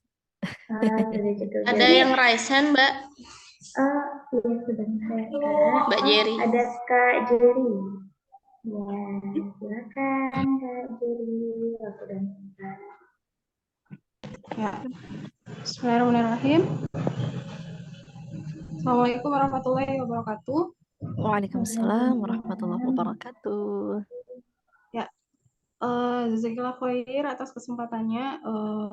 Izin bertanya, gitu, Ustazah. Saya Jerry, saya ibu rumah tangga. Saat ini saya punya 2 anak, satu umur 3 tahun, satu umur 6 bulan. Jadi sehari-hari ya dengan anak yang masih bayi, kemudian ada kerjaan sampingan juga, tapi nggak setiap hari gitu. Nah, yang ingin saya tanyakan sebenarnya materinya sudah sangat cukup jelas dari awal sampai akhir, tinggal Alhamdulillah. bagaimana kita mengaplikasikannya gitu, mengamalkannya dari kehidupan sehari-hari. Tapi ternyata ini masih ada tapinya gitu ya. Teorinya tuh terasa sangat-sangat mudah sekali gitu, tapi ketika diamalkan di kehidupan sehari-hari yang sangat-sangat riweh gitu ya, ini kenapa nampaknya sangat berat sekali gitu. Saya mencontohkan diri saya sendiri ya Ustazah, ketika bulan Ramadan kemarin, kok rasanya ringan banget gitu ya untuk tilawah gitu, misalnya 3 juz sehari gitu. Sementara pasca Ramadan, ya Allah kenapa berat sekali gitu, bahkan hanya terniat di dalam hati aja, habis maghrib tilawah gitu, habis subuh tilawah gitu. Tiba-tiba setelah mau lakukan gitu, ada aja selalu kerjaan yang minta didahulukan gitu ya, anak ya, dapur ya, rumah tangga, suami dan seterusnya seperti itu. Mungkin ini ya, praktisnya seperti apa sih Ustazah ketika sudah ada niatan seperti itu gitu, supaya segera tereksekusi gitu, nggak tertunda-tunda lagi gitu. Nah, kalau misalnya akhirnya ketika nggak ada tilawah sama sekali ya mau nggak mau hanya dengerin murotal kayak gitu, atau hanya zikir aja pagi pagi petang seperti itu. Mungkin seperti itu Ustazah. Jazakallahu khair. Assalamualaikum warahmatullahi wabarakatuh. Waalaikumsalam warahmatullahi wabarakatuh. Ya, baik. Langsung dijawab saja, ya, MC. Boleh saja, silahkan. Oke, baik. Ya, jazakillahu khairan Bu Jerry atas pertanyaannya ya. Dan sepertinya pertanyaannya bisa mewakili bagi seluruh ibu rumah tangga ya, Bu ya. Ya, Masya Allah ya. Memang mungkin hal pertama yang bisa kita kuatkan ya adalah tadi dalam pengamalan Al-Quran itu butuh mujahadah ya. Butuh mujahadah pastinya. Walaupun teori tentang mujahadah itu mudah, tapi mujahadah sendiri itu susah gitu. Ya. Apalagi kalimat istiqomah ya. Mujahadah aja susah, apalagi istiqomah gitu ya. Oleh karenanya apa namanya? Ketika kalau kita lihat di dalam Al-Quran itu eh apa namanya? Ketika kita lihat bagaimana Al-Quran itu memuat di dalamnya ya tentang tentang surga, tentang neraka, ya, tentang kisah-kisah umat terdahulu, ya. Sebenarnya kalau kita analisa, ya, manusia itu pada hakikatnya adalah lemah, ya. Wa kanal insanu dha'ifa. Jadi manusia itu memang diciptakan oleh Allah lemah, ya. Lemah motivasi, lemah apa namanya dalam mujahadahnya dan seterusnya. Tapi kalau kita lihat dianalisa ya ketika kalimat-kalimat di dalam Al-Quran itu Allah selalu menyinggung tentang surga. Allah selalu menyinggung tentang reward. Ya. Allah selalu menyinggung tentang ini loh hadiahnya. Ini loh motivasi yang bisa kamu hadirkan. Ini loh yang bisa kita ulas kembali kisah-kisah terdahulu. Ya. Bagaimana apa yang terjadi di masa lampau dan seterusnya. Ya. Artinya ketika kita mungkin ya pada saat ini masih dalam fase yang sulit ya fase yang sulit, anak usia 1 tahun, ya ada yang 6 bulan dan seterusnya, belum lagi mengurus suami dan seterusnya. Maka saat ini kita syukuri terlebih dahulu, ya. Kita syukuri terlebih dahulu. Alhamdulillah, ya, Allah berikan kelengkapan keluarga, ya. Allah berikan apa namanya, kemudahan dalam meraih ladang amal dari keluarga, gitu ya. Gak apa-apa, gitu ya. Maka tadi kita balik lagi ke istiqomah, ya. Jadi tidak perlu kita sesali dengan apa yang kita lalui dalam fase ini, ya. Mungkin semuanya akan melalui. Ya, ada yang mungkin saat ini fase kehamilan, ya, fase masih mencari jodohnya, fase mencari eh, apa namanya, fase fase berusaha untuk menata rumah tangga, meraih rumah tangga yang Islami, Qurani dan seterusnya. Tapi Allah memberikan waktu kepada kita sama 24 jam. Ya, tinggal kita sendiri bagaimana kita yang menguatkan mujahadah kita, menguatkan tekad kita, mendisiplinkan diri kita dengan manajemen waktu yang baik, insya Allah. Ya. Kalau memang dirasa kita masih banyak sekali hal-hal yang rumit dalam rumah tangga, maka kita coba jadwalkan khusus, meskipun dalam 1 hari itu sedikit, nggak masalah. Tapi apa yang kita kerjakan dalam 1 hari itu niatkan ibadah, ya, untuk suami, untuk anak, lelah fisiknya, lelah hatinya, lelah batinnya. Maka niatkan itu semua untuk ibadah kepada Allah Subhanahu wa taala dalam rangka pengamalan Al-Qur'an. Nah, berarti kan sudah dapat nilai plus tuh di situ. Kita sedang mengamalkan Al-Quran. Saya sedang mengamalkan apa yang Allah perintahkan untuk taat kepada suami, untuk memberikan yang terbaik untuk anak-anak kita. Itu semua pengamalan Al-Quran. Ya, jadi tidak semata-mata kita melaksanakan rumah tangga kemudian tidak mendapat pahala, tidak. Tapi itu kita sedang mengamalkan Al-Quran. Ya, tinggal nanti kita atur kapan dua hal yang lainnya seperti tadi membaca ataupun memahami, ya. Kalau saya rasa insya Allah, ya, insya Allah ketika kita punya niat yang baik, ya, dan kita tahu bahwa apa yang kita niatkan itu yang tahu hanyalah kita dan Allah saja, ya. Jadi kita jujur kepada Allah, ya. Ya Allah, saya sebenarnya pengen banget untuk bisa membaca Al-Quran dengan baik. Ya Allah, saya sebenarnya pengen banget untuk bisa memahami Al-Quran dengan baik. Ya Allah, berikan saya kemudahan untuk bisa merutinkan bacaan Al-Quran setiap harinya. Meskipun cuma 5 halaman, meskipun cuma setengah juz, ya, dan seterusnya. Tapi kita tekadkan setiap jam ba'da zuhur kah, atau sebelum bangun, sebelum tidur dan setelah bangun tidur, atau kapanpun, ya, memanage waktu kapan yang bisa kita lakukan. 1 hari 1 ayat untuk bisa mentadaburi, nggak ada masalah, ya. Bahkan ketika kita punya jadwal khusus untuk bisa membaca Al-Quran ataupun memahami Al-Quran, secara praktis sedikit saja nggak ada masalah, ya, karena sedikit itu relatif, ya.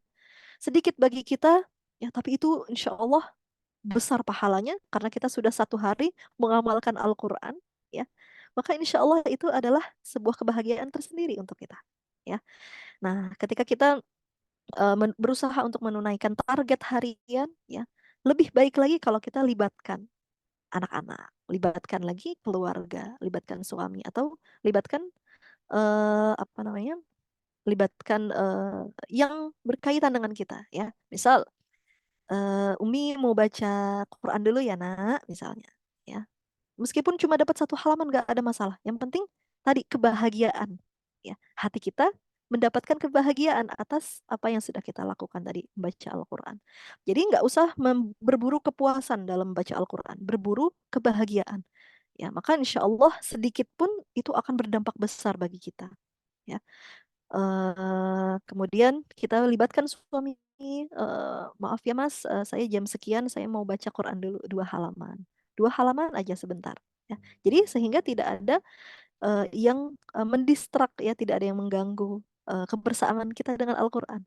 Karena insya Allah berapa jam yang sudah kita lalui itu kita sudah bersama dengan keluarga. Dan itu adalah pengamalan Al-Quran insya Allah. Ya. Dan doa tadi ya, doa insya Allah ketika kita berusaha untuk tetap istiqomah bersama Al-Quran ya, berusaha memperoleh keberkahan dari Al-Quran dan itu akan berdampak bagi keluarga kita, maka insya Allah pertolongan Allah juga akan hadir ya. Itu mungkin sedikit yang bisa saya jawab. Semoga membantu. Baiklah, kalau itu saja bagaimana Kak Juli, apakah sudah cukup jawabannya? Alhamdulillah. Baik itu saja, mohon izin ada satu pertanyaan lagi dari peserta saja. Apakah masih boleh dijawab? Ya, boleh silahkan. Ya, Boleh. ya, Alhamdulillah baik kepada Kak Cuita Oktaviani untuk waktu dan tempat dipersilakan. Nggak ada suaranya. Alhamdulillah sudah Kak. Oh, sudah ya? Oke, coba. Boleh.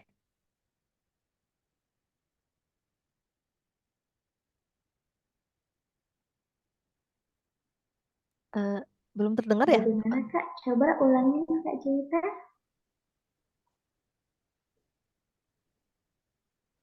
Untuk suaranya belum terdengar Kak.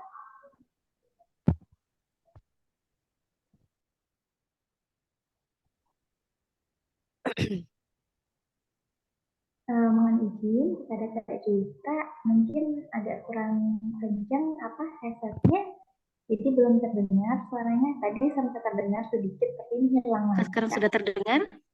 Ya, Oke, sudah. Alhamdulillah sudah. Ya, Assalamualaikum warahmatullahi wabarakatuh. Waalaikumsalam warahmatullahi Waalaikumsalam. wabarakatuh. Jazakallahu khair Ustazah atas penjelasannya untuk materi kali ini.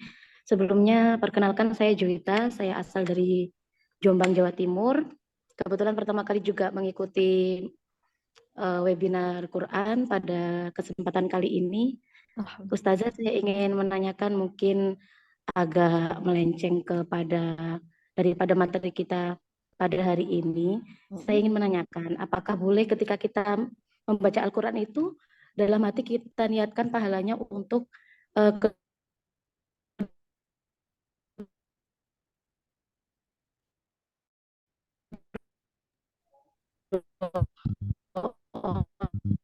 orang tua kita yang masih hidup itu dalam melalui bacaan Al-Quran.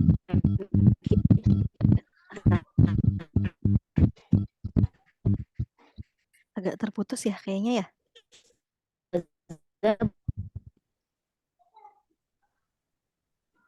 Mohon izin Kak Juwita, suaranya agak terputus, jadi tadi terpecah suaranya ratusannya.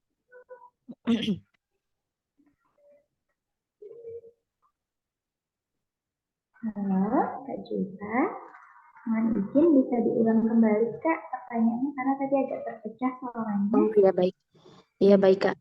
Yang ingin saya tanyakan, apakah boleh ketika kita membaca Al-Quran, Ustazah, kita niatkan dalam hati, kita mohon kepada Allah Subhanahu Wa Taala agar pahala dari bacaan Al-Quran kita ini turut diberikan kepada kedua orang tua kita yang masih hidup.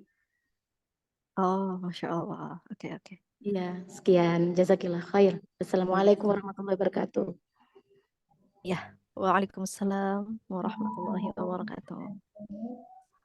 Ya, baik. Langsung dijawab, Bu MC. Oke, baik. Ya, jazakillah Kak Juwita atas pertanyaannya. Ya, bolehkah kita membaca Al-Quran itu diniatkan pahalanya, ya entah sebagiannya atau seluruhnya gitu ya, untuk mereka yang masih hidup. Ya, mungkin kita beralih ke pandangan ya tentang bagaimana ketika perintah Al-Quran itu ya perintah membaca Al-Quran itu pahalanya ya ya per huruf yang dibaca ya. Ini kita ke arah pahala dulu ya, pahala yang bagaimana pahala per huruf yang dibaca hak dan mustahak hurufnya ketika dibaca itu 10 ya atau lebih gitu. Nah, maka dari hal ini ya, yang man qara'a harfan min kitabillahi dan seterusnya itu ya, barang siapa yang membaca Al-Quran, apa namanya, kemudian la aqulu alifun harfun wa lamun harfun wa mimun harfun, tidak saya katakan, ya kata Rasulullah, alif itu adalah satu, lam itu adalah satu, dan mim adalah, tapi wal hasanatu bi asyri amsalihha, 10 kebaikan, ya. Maka dalam hal ini berarti secara umum ya, pahala yang kita lakukan ya secara pribadi dan yang berasal dari lisan kita itu berarti apa namanya? Itu berarti berdampak untuk kita pahalanya. Itu kalau secara umum ya. Makanya kalau misalkan kita baca Al-Qur'an dalam hati itu salah. Karena baca Al-Qur'an itu adalah sampai keluar di lisan. Lisan kita basah karena membaca. Berarti eh, secara secara umum pahala yang bisa kita raih ya dengan membaca Al-Quran itu adalah untuk diri kita sendiri. Ya. Namun pertanyaannya, eh, bisakah kita niatkan apa yang kita bacakan ini untuk orang yang masih hidup ya dan ataupun yang mati mungkin ya, pahalanya artinya mengirimkan pahala ya. Maka di sini ada beberapa pandangan dari ulama ya. Misal di madhab Hanafi dan Hambali ya, mereka membolehkan ya, secara umum membolehkan dan menganggap bahwa pahala membaca Al-Quran itu bisa sampai kepada orang yang meninggal, apalagi yang masih hidup ya. Jadi sah-sah saja ya. Kenapa? Karena mereka mengambil dalil eh, atau mengambil analogi bahwa sedekah ataupun doa mendoakan itu bisa bermanfaat bagi mereka. Jadi ada manfaat ya. Tapi wallahu a'lam berapa pahala yang bisa diraih atau apakah keseluruhannya, apakah sebagiannya dan seterusnya. Akan tetapi ada kebermanfaatan yang bisa diambil oleh mereka yang sudah meninggal ataupun yang masih hidup ya. Pandangan yang kedua adalah dari madhab Maliki ya. Eh Madhab Maliki ini sama ya, membolehkan, akan tetapi ada syarat ya, yaitu syaratnya harus betul-betul niatnya ikhlas bukan karena pamer ya. Jadi artinya apa namanya, misal misal ya mungkin adalah hari ini saya udah baca Quran 2 juz, pahalanya buat kamu lah dan seterusnya, itu dalam rangka pamer gitu ya, atau dalam rangka ada niat yang tidak ikhlas di situ. Yang ketiga madhab Syafi'i ya, sama ya. eh Madhab Syafi'i ini sebenarnya boleh, tapi lebih mengarah kepada atau cenderung kepada amalan-amalan yang memang jelas menyampaikan manfaat itu kepada orang yang kita tujukan ya, seperti doa ataupun sedekah ya. Jadi praktek mengirimkan pahala bacaan Al-Quran untuk orang lain ya, mungkin mungkin bisa, tapi tidak bisa dipastikan. Mungkin seperti itu ya. Tapi boleh-boleh saja, sah-sah saja karena dalam rangka mengambil manfaat dari apa yang kita baca ya. Ya misal kayak kita membaca Al-Quran, kemudian kita tiupkan ya, misalnya ada beberapa cerita ya tentang bacaan Al-Quran yang ditiupkan di dalam air ya, kemudian diminumkan kepada orang yang sedang sakit, itu bisa berdampak berdampak manfaat bagi yang meminumnya ya. Tapi ada juga pandangan yang tidak membolehkan ya. Sebagian ulama ya ada yang berpendapat bahwa tadi bacaan Al-Quran itu adalah bacaan pribadi, ibadah pribadi ya. Sehingga ketika kita menginginkan hasil ibadah dari orang lain, maka apa namanya, menginginkan hasil dari ibadah orang lain, maka dalam Al-Quran itu tidak bisa.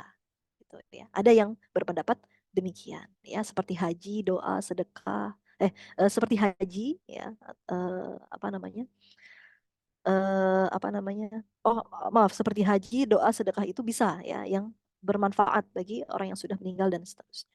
Ya.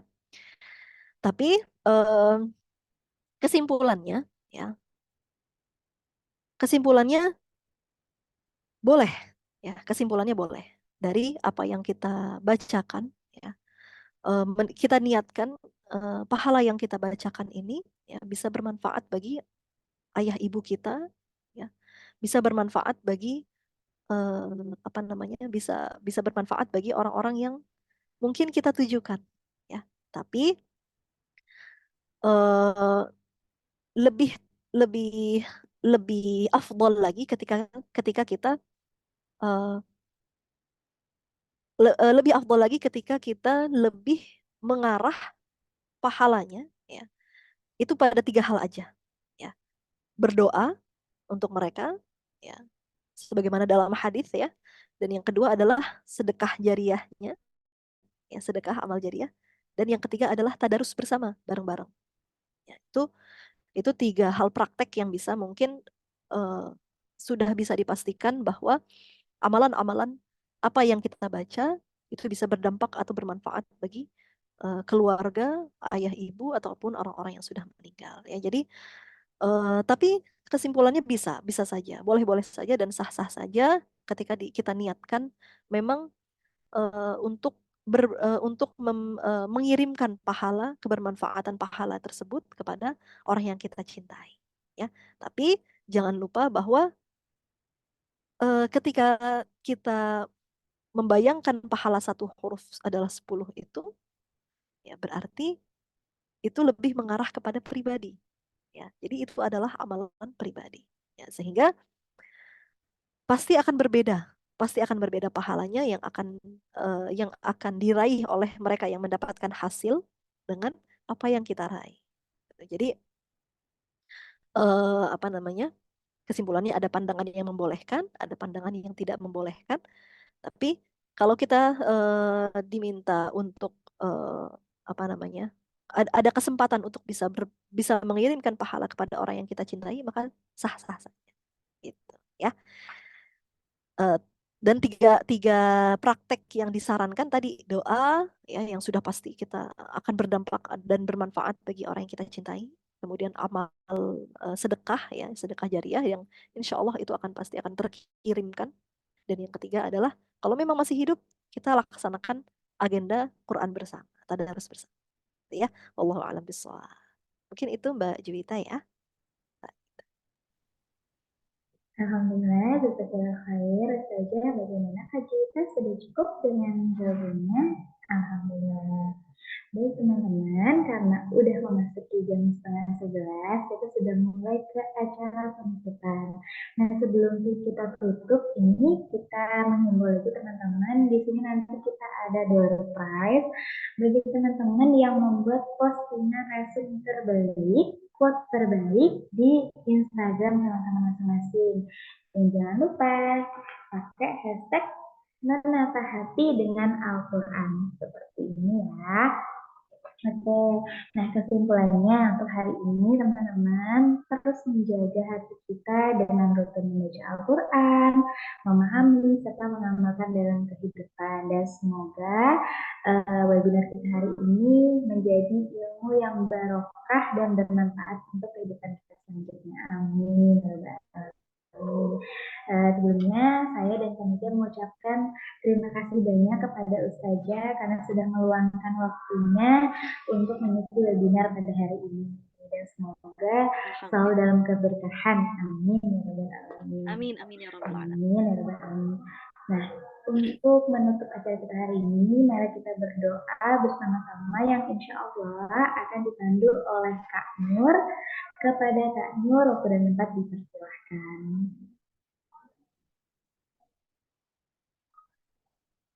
Ya, Assalamualaikum warahmatullahi wabarakatuh. Terima kasih, Pak.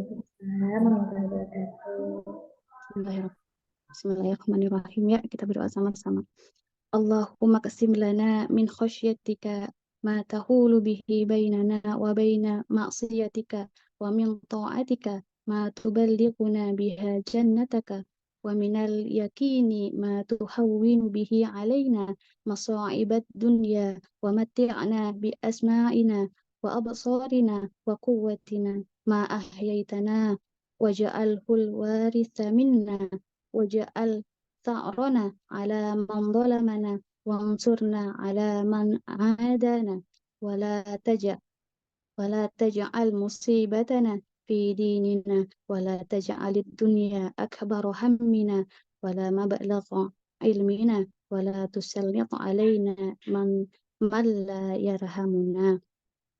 Ya Allah, anugerahkanlah kepada kami, anugerahkanlah untuk kami rasa takut kepadamu yang membatasi antara kami dan perbuatan maksiat kepadamu. Dan anugerahkanlah ketaatan kepadamu yang akan menyampaikan kami ke surgamu. Anugerahkanlah pula keyakinan yang akan menyebabkan ringannya bagi kami segala musibah di dunia ini. Ya Allah, anugerahkanlah kenikmatan kepada kami melalui pendengaran, penglihatan, dan dalam kekuatan kami selama kami masih hidup. Dan jadikanlah ia warisan dari kami. Jadikanlah balasan kami atas orang-orang yang menganiaya kami. Dan tolonglah kami terhadap orang-orang yang memusuhi kami. Janganlah engkau jadikan musibah kami ada dalam urusan agama kami. Janganlah engkau jadikan dunia ini adalah cita-cita terbesar kami dan puncak dari ilmu kami. Janganlah engkau jadikan berkuasa atas kami orang-orang yang tidak mengasihi kami. Terima kasih. Amin ya rabbal alamin. Assalamualaikum warahmatullahi wabarakatuh. Silakan saya kembalikan ke pembawa acara. Alhamdulillahirrahmanirrahim. Jazakallahu khair pada Kak Nur yang memandu doa kita pada hari ini. Karena waktu kita sampai jam 11, Ustazah mohon izin, maaf ini ternyata saya baru dapat chat, ada yang ingin bertanya, apakah Ustazah berkenan untuk menjawab satu pertanyaan terakhir? Karena baru buka chat. Mohon izin Ustazah. Baik, kepada Kak Diana, tadi izin bertanya nih, mohon maaf karena saya baru buka chat. Silahkan untuk waktu dan tempat, Kak.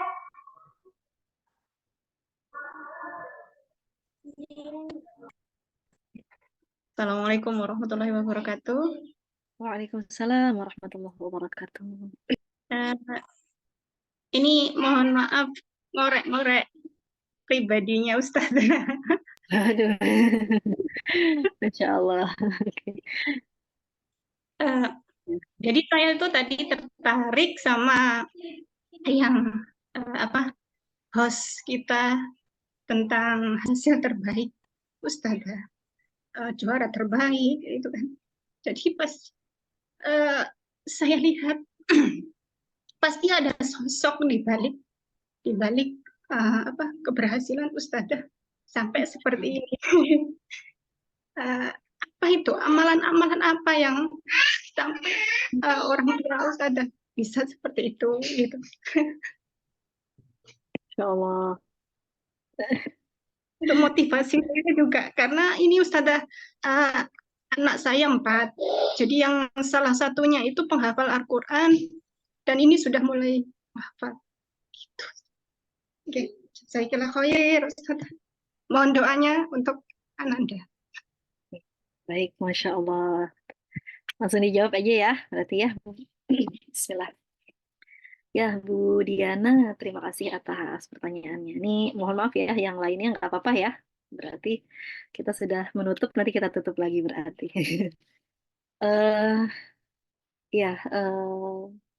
Masya Allah, bagaimana jawabnya ya? Ini sebuah karunia yang besar dari Allah tentunya, ya. Tentu karunia dari Allah dan itu masih jauh lah ya dari apa yang bisa kita terus berusaha untuk menjadi sebaik-baik manusia tentunya ya. Kita berusaha untuk sabiqun bil khairat ya, kita berusaha untuk meraih berbagai kebaikan dengan Al-Quran, itu yang utama. Tadi kita mau di bagian mana ya, kita mau di bagian mana sebagai manusia yang zalimul li nafsi ataupun yang muqtasid atau yang sabiqun bil khairat. Tapi kalau kita mencoba berusaha untuk meraih ya, menekatkan diri untuk menjadi sabiqun bil khairat ya, yang meraih berbagai kebaikan ya, berlomba-lomba dalam berbagai kebaikan, maka insya Allah Allah mudahkan gitu ya, Allah mudahkan. Kalau ditanya sosok mana yang sangat berpengaruh ya bagi kehidupan kita ya, khususnya di dalam bidang Al-Quran ya, maka saya jawab adalah ibu ya. Saya jawab adalah ibu karena eh apa sedari kecil ya, dari betul-betul dari kecil ya, sebelum usia 3 tahun ya, itu beliau bahkan saya dapat cerita dari beliau juga sebelum kami lahir ya, beliau sudah berusaha menentukan kurikulum Al-Quran itu seperti apa ya, usia sekian anak-anak harus bisa apa dalam rangka bidang Al-Quran itu tadi ya. Ini mungkin motivasi untuk kita yang belum menikah ataupun sudah menikah ya, atau yang sudah menikah dan dikaruniai anak ya. Maka kita sebagai ibu harus bisa menjadi teladan terbaik bagi anak-anak kita ya. Bukan berarti anak-anak itu mendapatkan tekanan dari kita karena harus mendekat dengan Al-Quran, tapi mulailah dari diri kita ya. Itu yang saya teladani dari ibu saya ya. Beliau, saya melihat beliau adalah sosok yang sangat-sangat mencintai Al-Quran ya. Saya sangat terinspirasi juga dengan beliau. Apapun yang saya lakukan, saya selalu bersandar ya untuk mencari solusi ya. Selain kepada Allah maksudnya, saya selalu bertanya kepada ibu ya tentang hafalan, tentang motivasi membaca Al-Quran dan apapun ya yang berkaitan dengan bidang Al-Quran ya. Dan itu menjadi sumber motivasi yang sangat besar bagi saya. Dan tentu itu yang akan saya lakukan juga kepada anak-anak kita kelak gitu ya. Saya bertekad, ya insya Allah kita semua bertekad anak-anak ya yang akan kita lahirkan ke dunia,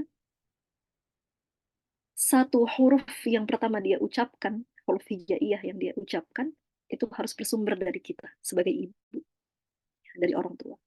Maka itu yang akan menjadi motivasi bagi anak-anak kita ketika sudah besar nanti.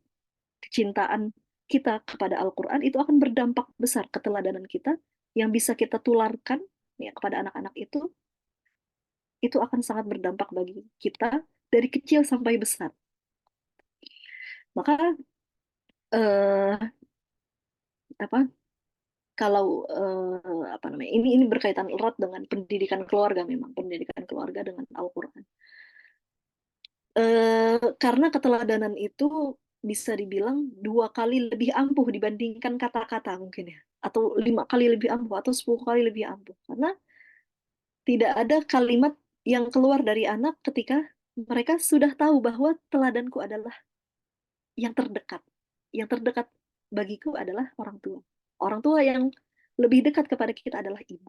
Jadi, Masya Allah, selain banyak sekali mungkin faktor-faktor yang dari luar ya, tapi hal yang paling utama adalah bagi saya adalah sosok ibu yang bisa sangat menginspirasi kita ya, untuk melakukan sabiqun bil khairat tadi dalam hal Al-Quran, dalam hal-hal yang lainnya. Insya Allah itu akan menjadi inspirasi yang sangat besar bagi kita.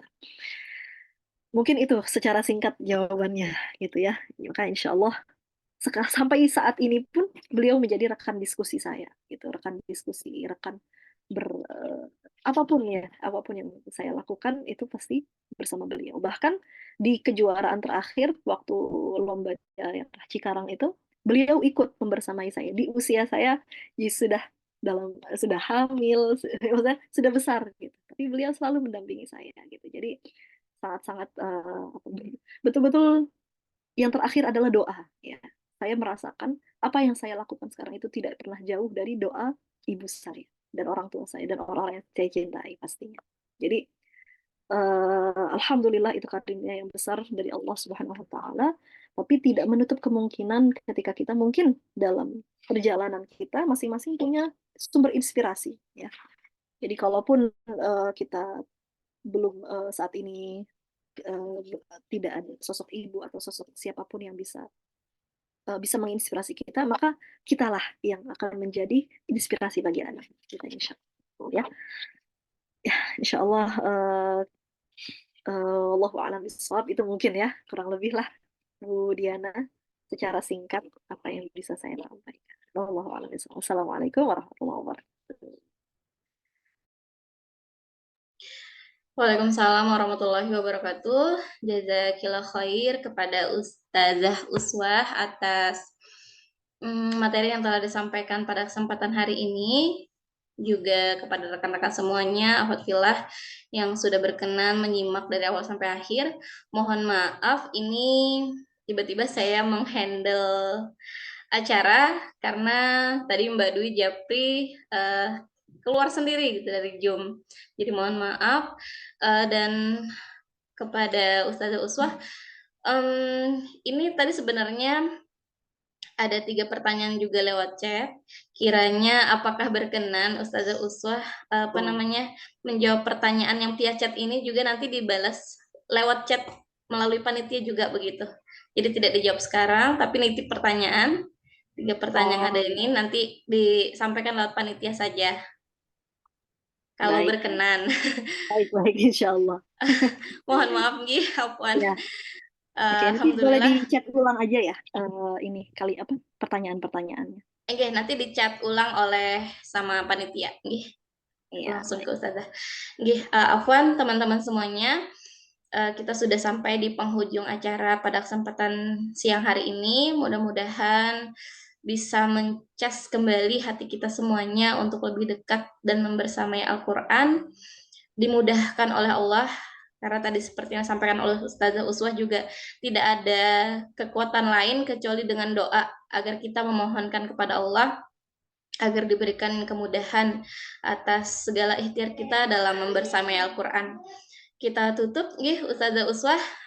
Sekali lagi kami mengucapkan jazakillah khair. Mungkin sebelum kita tutup, kita mau foto bersama terlebih dahulu.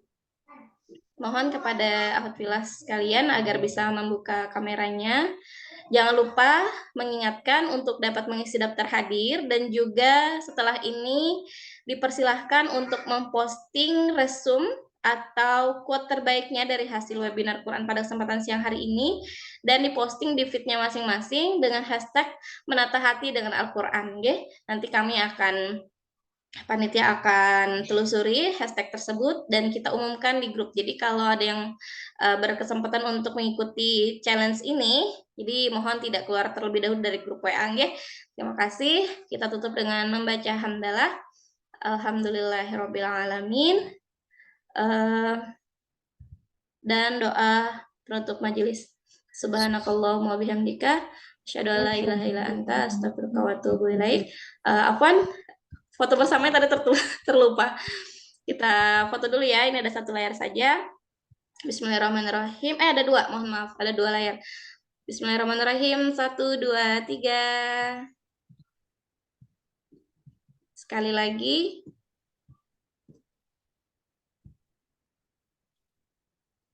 Satu, dua, tiga. Ya, alhamdulillah. Terima kasih teman-teman semuanya. Jazakumullah khairan katsiran. Assalamualaikum warahmatullahi wabarakatuh. Afwan minkum. Waalaikumsalam warahmatullahi wabarakatuh. Jazakillah khair Ustazah. Jazakillah khair.